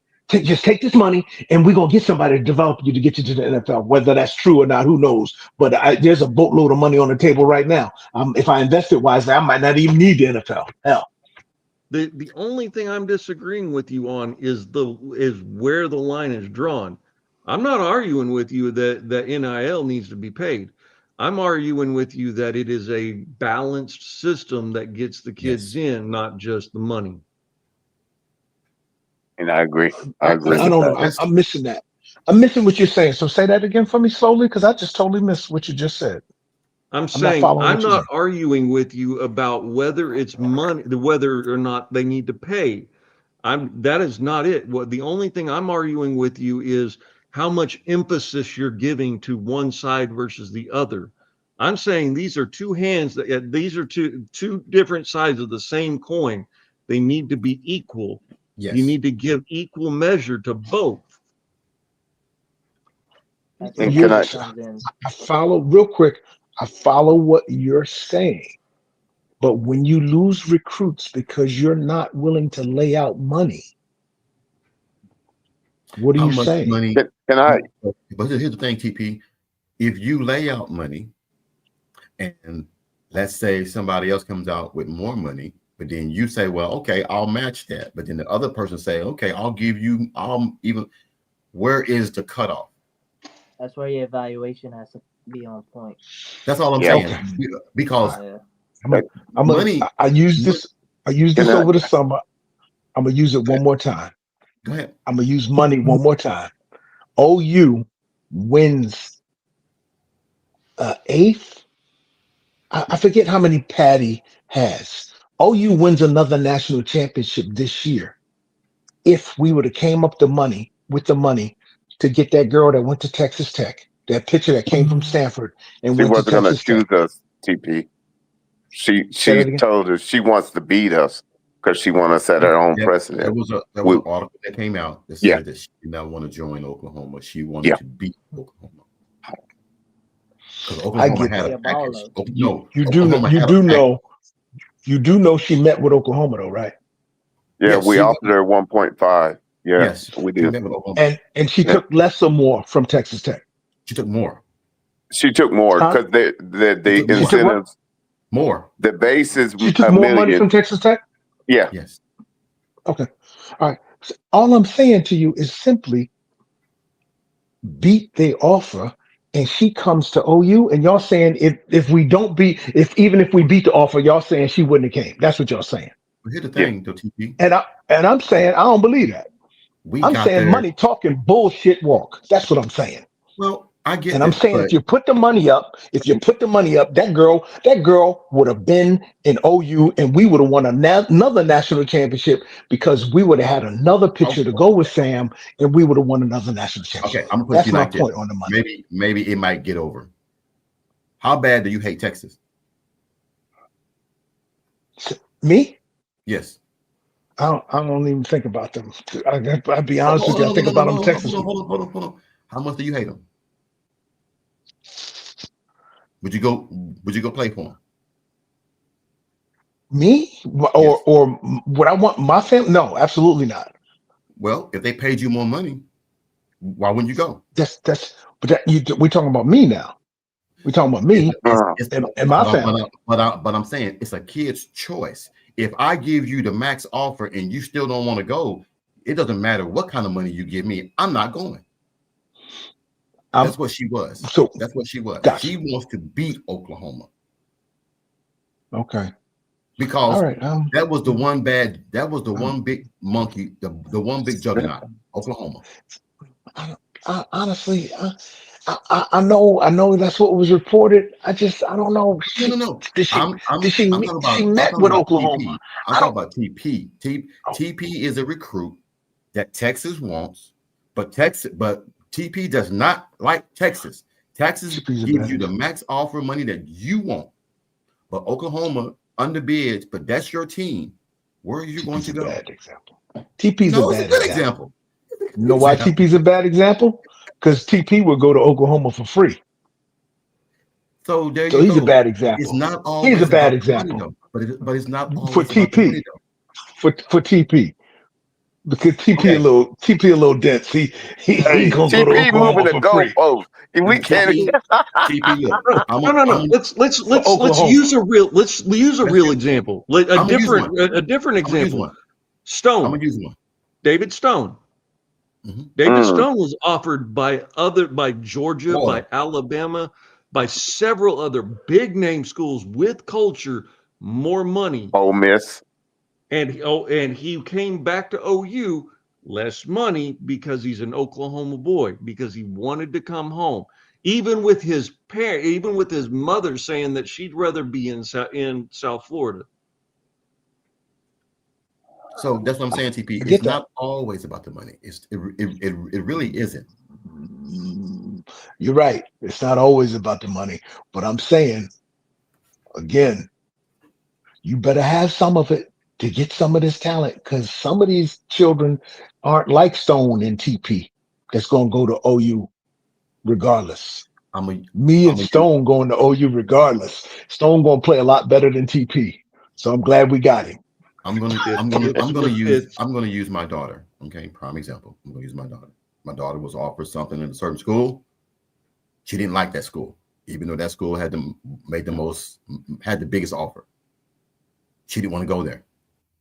Not because she didn't like the program, but it also comes down to, if your mom and dad and your kid is financially secure, money isn't an issue. Money isn't an issue. Where did you feel comfortable? What makes you what program is going to make you not just a better player, a better woman, a better person? That's what her love was. It wasn't for the money. Now, am I glad that I ain't got to pay for nothing? You damn right I am. I'm happy that I ain't got to pay for shit. But I want her to go somewhere to where money isn't the issue. I want you to go to where you'll be happy and where you will fulfill every dream that you have of going to college and doing whatever. That's what I want as a parent.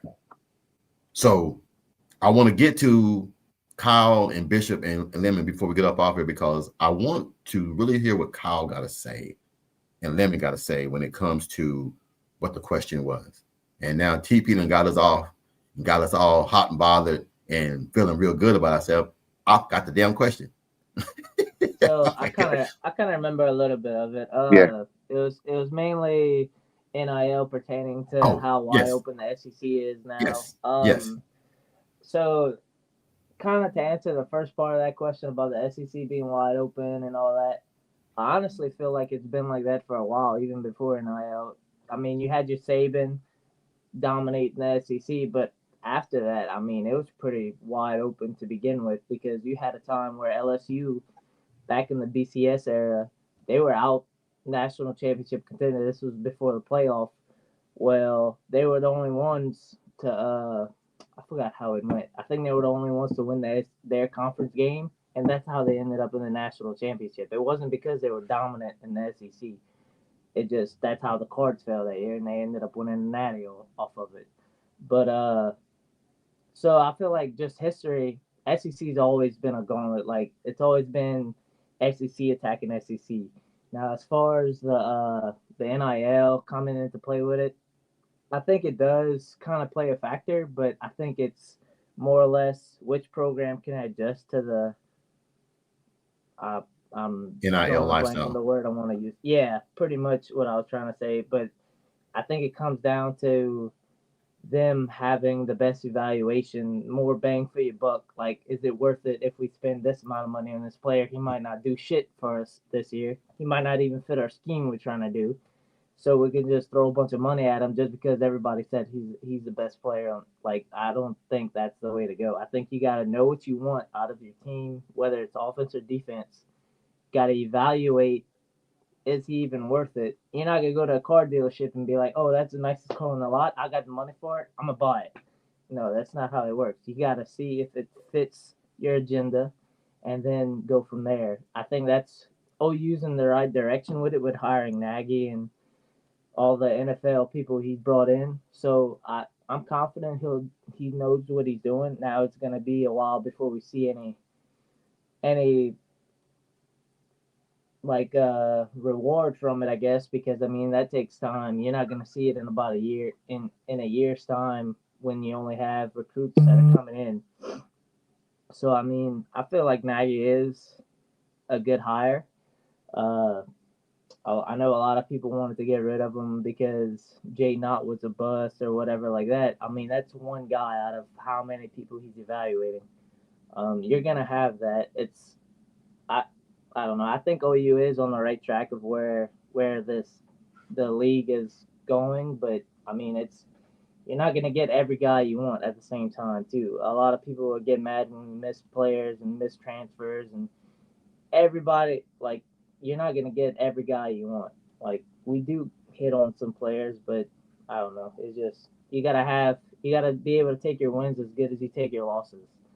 I mean, that's just about it. I mean, as far as the SEC, competing in the SEC, it's been like that since I can remember. I know I'm a youngin, so I mean I don't really have that much history as all y'all have, but as far as I remember the SEC, there's never, besides Bama with Saban, there's never been a dominant team where they're gonna win every game.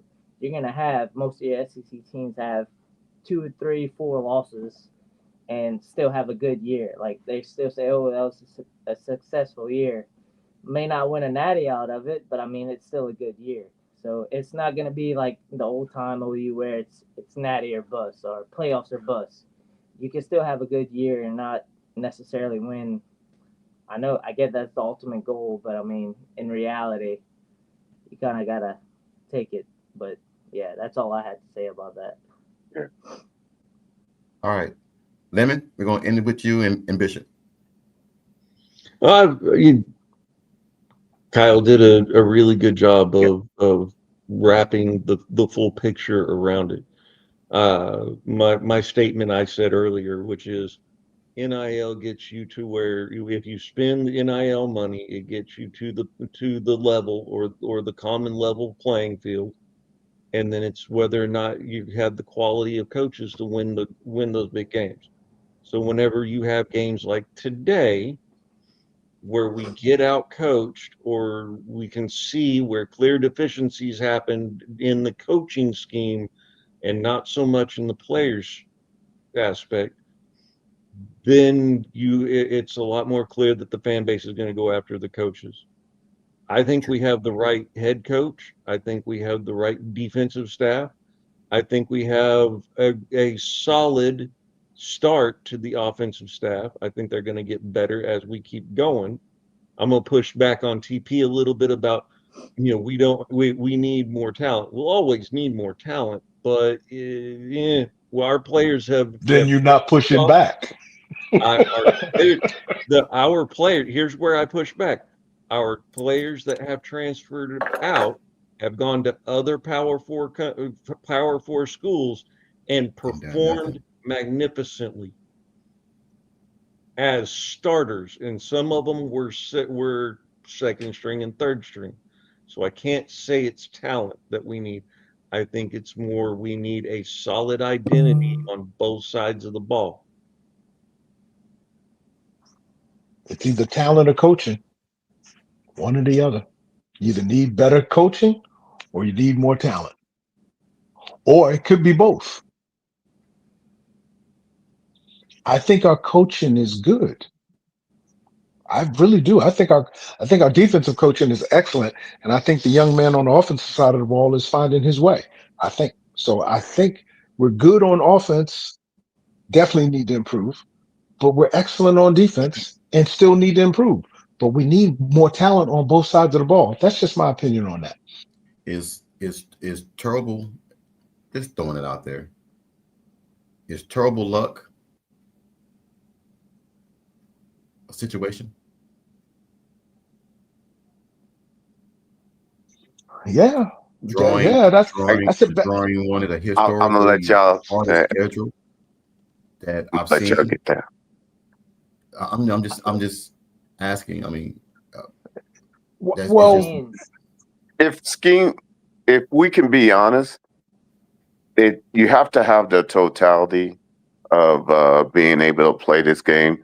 TP has some validity what he's saying, but within the scheme, if the scheme is not right and it puts your players where they have to think, that's not a good thing. But I know this: we weren't in the same area code last year. I'm very thankful for where we're at this year because we're in games that before we were just wishing we had someone comparable on the offense. Where there's some opportunities, absolutely. But if I can share anything, is that you have to understand schemes because oftentimes what causes us to seem like something on the surface to be one thing is actually a actual scheme to where it's an adjustment that needs to be made in the actual scheme that will allow that player to flourish. And That's coaching. That's coaching. Okay. And understand, today was chess, not checkers. We got into the gauntlet, and today was chess, and we got a formidable player, and Kippen, that he knew we were legit as a defense. So guess what? Where do I attack? Well, I already know. Hey, you're strong on your edge work is strong, and your D lineman is strong. If I could stalemate the D line and get your edge to influence them to come up the field, it opens up running lanes. And if you go back and watch the film, you'll see what I'm saying. But once again, then it comes back to the coaching.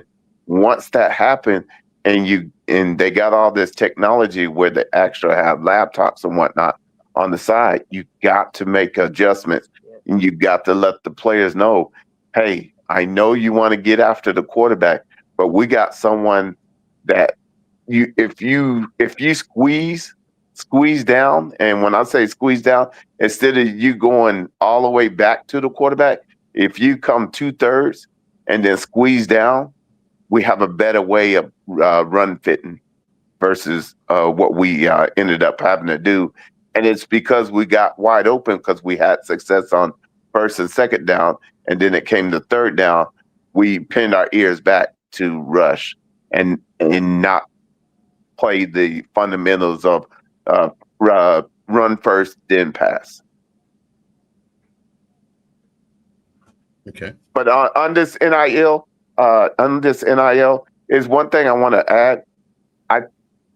Once the NIL came into full fruition, I don't think when everybody first talked about it, nobody understood that retention would be part of the money part. With oftentimes when I hear people talking about, they think all of a certain amount of money goes to just purchasing the players out of the portal, and that's part of the deal. But also part of it is if you have a certain nucleus of players that's coming back, it's a 1-year type of deal that you got to re-up to keep them. And a large amount of that money now has to be evaluated, and that's where we were missing the boat. And that's where we got into that situation where the previous person that was handling it until Nagy came in the situation, handled it a different way. And then, we had to do what we had to do. But that helped us to understand there's levels to this, in that retention, on top of being able to be good in the portal and getting the top notch, is how you build for championships. But in order to do that, you got to start out of a certain foundation. So that's where I feel that, what Ryman Lemon was saying is, there's two sides to the coin, and you got to make sure they balance out. But the bottom line is, you need the money, but you also need to understand there's certain areas of retention versus going out and getting a portal. And there's a misconception that all the money we got set aside is to go to portal, and that other monies are set aside for retention. Yeah. Man, look, I couldn't have said it better than that. Yes, sir, TP. Just in the final analysis of that, I mean, I didn't separate either or. The fact of the matter is that you're going to need the money for both. You're going to need the money to keep people that are already here that are playing well, because people are going to come after them.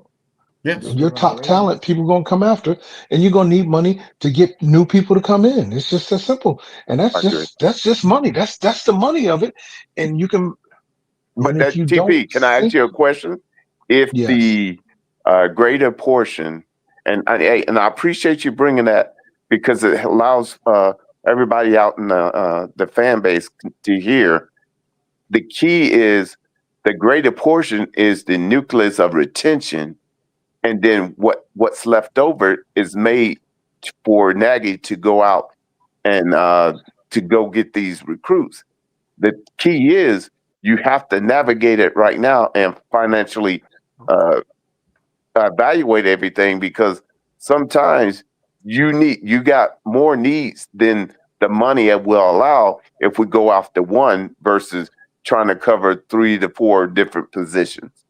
Are you following what I'm saying? I follow what you're saying, but you gotta have both. You gotta have both. But if you don't have the donors, keep what you have. Hold on. If you don't have the donors and you already got a allotted amount, now I'm in finance. If you only have a allotted amount, and you know that retention is a newer part that is now taking a huger part that you didn't figure into, now the model changes and you have to change with it. That's all I'm trying to say. I follow. I'm going to say this before TP says it. I wholeheartedly disagree. Is that money is not going to be an issue. Money should not be an issue for any program in the SEC. Shouldn't be a problem. It shouldn't be a problem, but understand there's only so much money that's we're not on the level of Texas A&M. No. What I'm saying, that's what I'm. Hold on. Right, but we're going to retain players, but we're going to lose a lot. That's what I'm trying to say. We lose a lot to drafts. There's going to be some that the coaches are going to have meetings and everything that they're going to ask them to leave because they might be heading in a different direction. So you're going to save money to give the other players to retain. Yes, I get that. Right. But I'm saying you're going to have enough money and everything in order to pay these players and everything. Plus, go out and get players and all that kind of stuff. So, I might have misunderstood what you were saying. Yeah. Okay. Take, for instance, the wide receivers that went to SMU. Now, SMU started the game way back in the day, and they've been waiting for this opportunity. And now they're getting in the game, and a lot of recruits that we would have had as wide receivers went there. And understanding the type of... Why'd they go to SMU? Because they offer them a little bit more, and that's what they were looking for. Okay. Point blank. All righty then. Okay. But you can't blanket everybody as that, TP. That's all I'm trying to say is everybody has a different situation. Yeah. Right. That's all. And what I'm trying to hip everybody is a lot of times A lot of the fans think all of the money that's coming in is going strictly for portal, and that the retention comes out of a different pocket, and it doesn't. And that's not the case. It all comes out of that same pocket. So Hey, you know what the hardest thing about all of this is? I get ready to say it. Go ahead and say it, because that's exactly what I get ready to say. It's a hell of a lot easier to make fun of all you guys whenever I'm only typing in the chat room. I follow because I can't really follow the chat, Ryman. I'm trying to put it all on here, man, but it's growing feet. Look, we've been going for 2 hours and 15 minutes. Yeah, man. I'm I'm an hour ahead of you guys, man. This is fun as hell, and I love doing this, man. Because like I said, it gets the blood going, but it gets the conversation out of what needs to be said. Yeah. I think that we're heading in the right direction. I just think that it's not going fast enough for OU fans. I think It's 12:41. Right. It's 12:41 a.m. real time. My time, not that too. fake time where not that fake time. That's 11:41 p.m. Yes, sir. We're in the real time zone. They on that fake time over there in Central Time. It ain't even midnight for them. We on Sunday already. They still on Saturday night. Like still young for me, bro. Hey, it's all good. It's all gravy. How old are you, Kyle? Kyle, how old are you? What was that? Younger than Arbuckle. 28. Oh man, you must be in the club right now, man. You must be in the club. Kyle going straight to the club after you get off this. I did all those days man. when I was underage, man. Man, when I was 28, appreciate you, bro. Catch me. No, take that back. Before I got married, you couldn't catch me at home before 1 or 2 in the morning. I'm out in the club. So about a few years ago, I was like that, but man, I had a kid at about 25, and so I just kind of settled down real early. Enough said. Yeah, I understand. Early, bro. Oh yeah.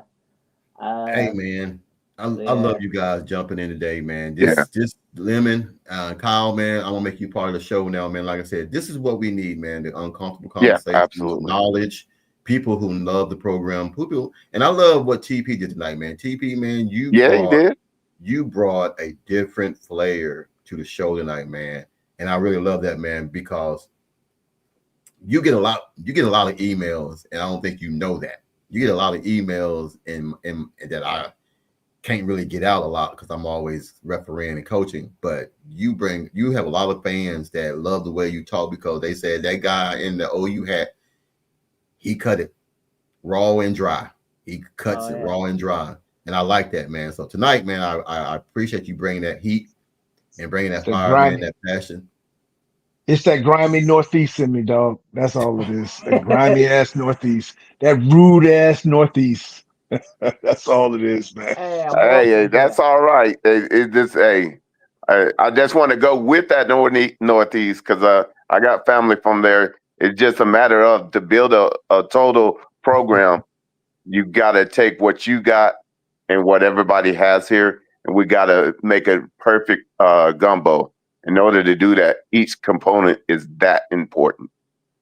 You can't skip nothing. Yeah, and that's why I always talk about the gumbo. Now you know, because each ingredient by itself could stand alone, but when you want to make a perfect gumbo, every component is important to make the perfect gumbo. Hey, I'm gonna spoil the surprise. Put tomatoes in it, and you'll be all right. Every family has the crazy person. I'm just glad I'm it. Hey, I'm gonna spoil the surprise. The reason why Lemon is not on, he's in bed. And he said it would be kind of it would be a bad sight for us to see him in bed. Who you cold? You cold. You cold. You could have left that alone. On one of your ass and feet. 11:45 p.m. You're Central Time Zone, guys. Yeah. So anyway, man. Hey, appreciate you guys. Anybody want to close on anything, man? Hey, Kyle, man. I appreciate you coming in, man. Thanks for being a vital person to the show, man. The knowledge you had tonight, man, the things you said, man. Always welcome to the show. Whenever you want to jump on, let me know. We'll definitely send you an invite. Lemon, as always, man, the knowledge you have, man, appreciate you bringing them to the show and everything, man. Anything anybody want to say before we jump up out of here? Boomer. Sooner. But dog, hey, we're not dead yet. We might be swimming with no oxygen mask, but we still swimming. And that's the we thing good. I don't get. We got 4 opportunities.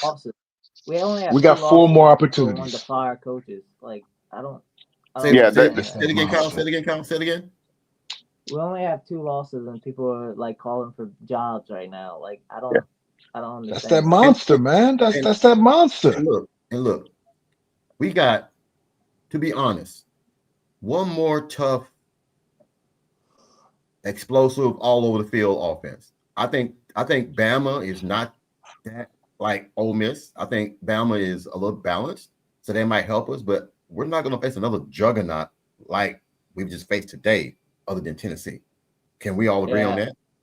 Yeah, I think Tennessee's probably, I mean, a lower level. I wouldn't say juggernaut, but what they do is their scheme wise, they attack an area of concern for us. I will say that. Tennessee, and it's going to be a true test. Tennessee don't do the underneath. Tennessee do it for the home run hits. Yeah, I know. Are they going to have time?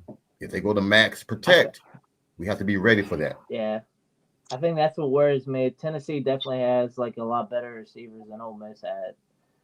So I think that's the one thing that concerns me. I'm gonna save this question that I'm about to put out there for tomorrow, but I'm gonna say it now. You think our staff is the only staff that study film? Yeah,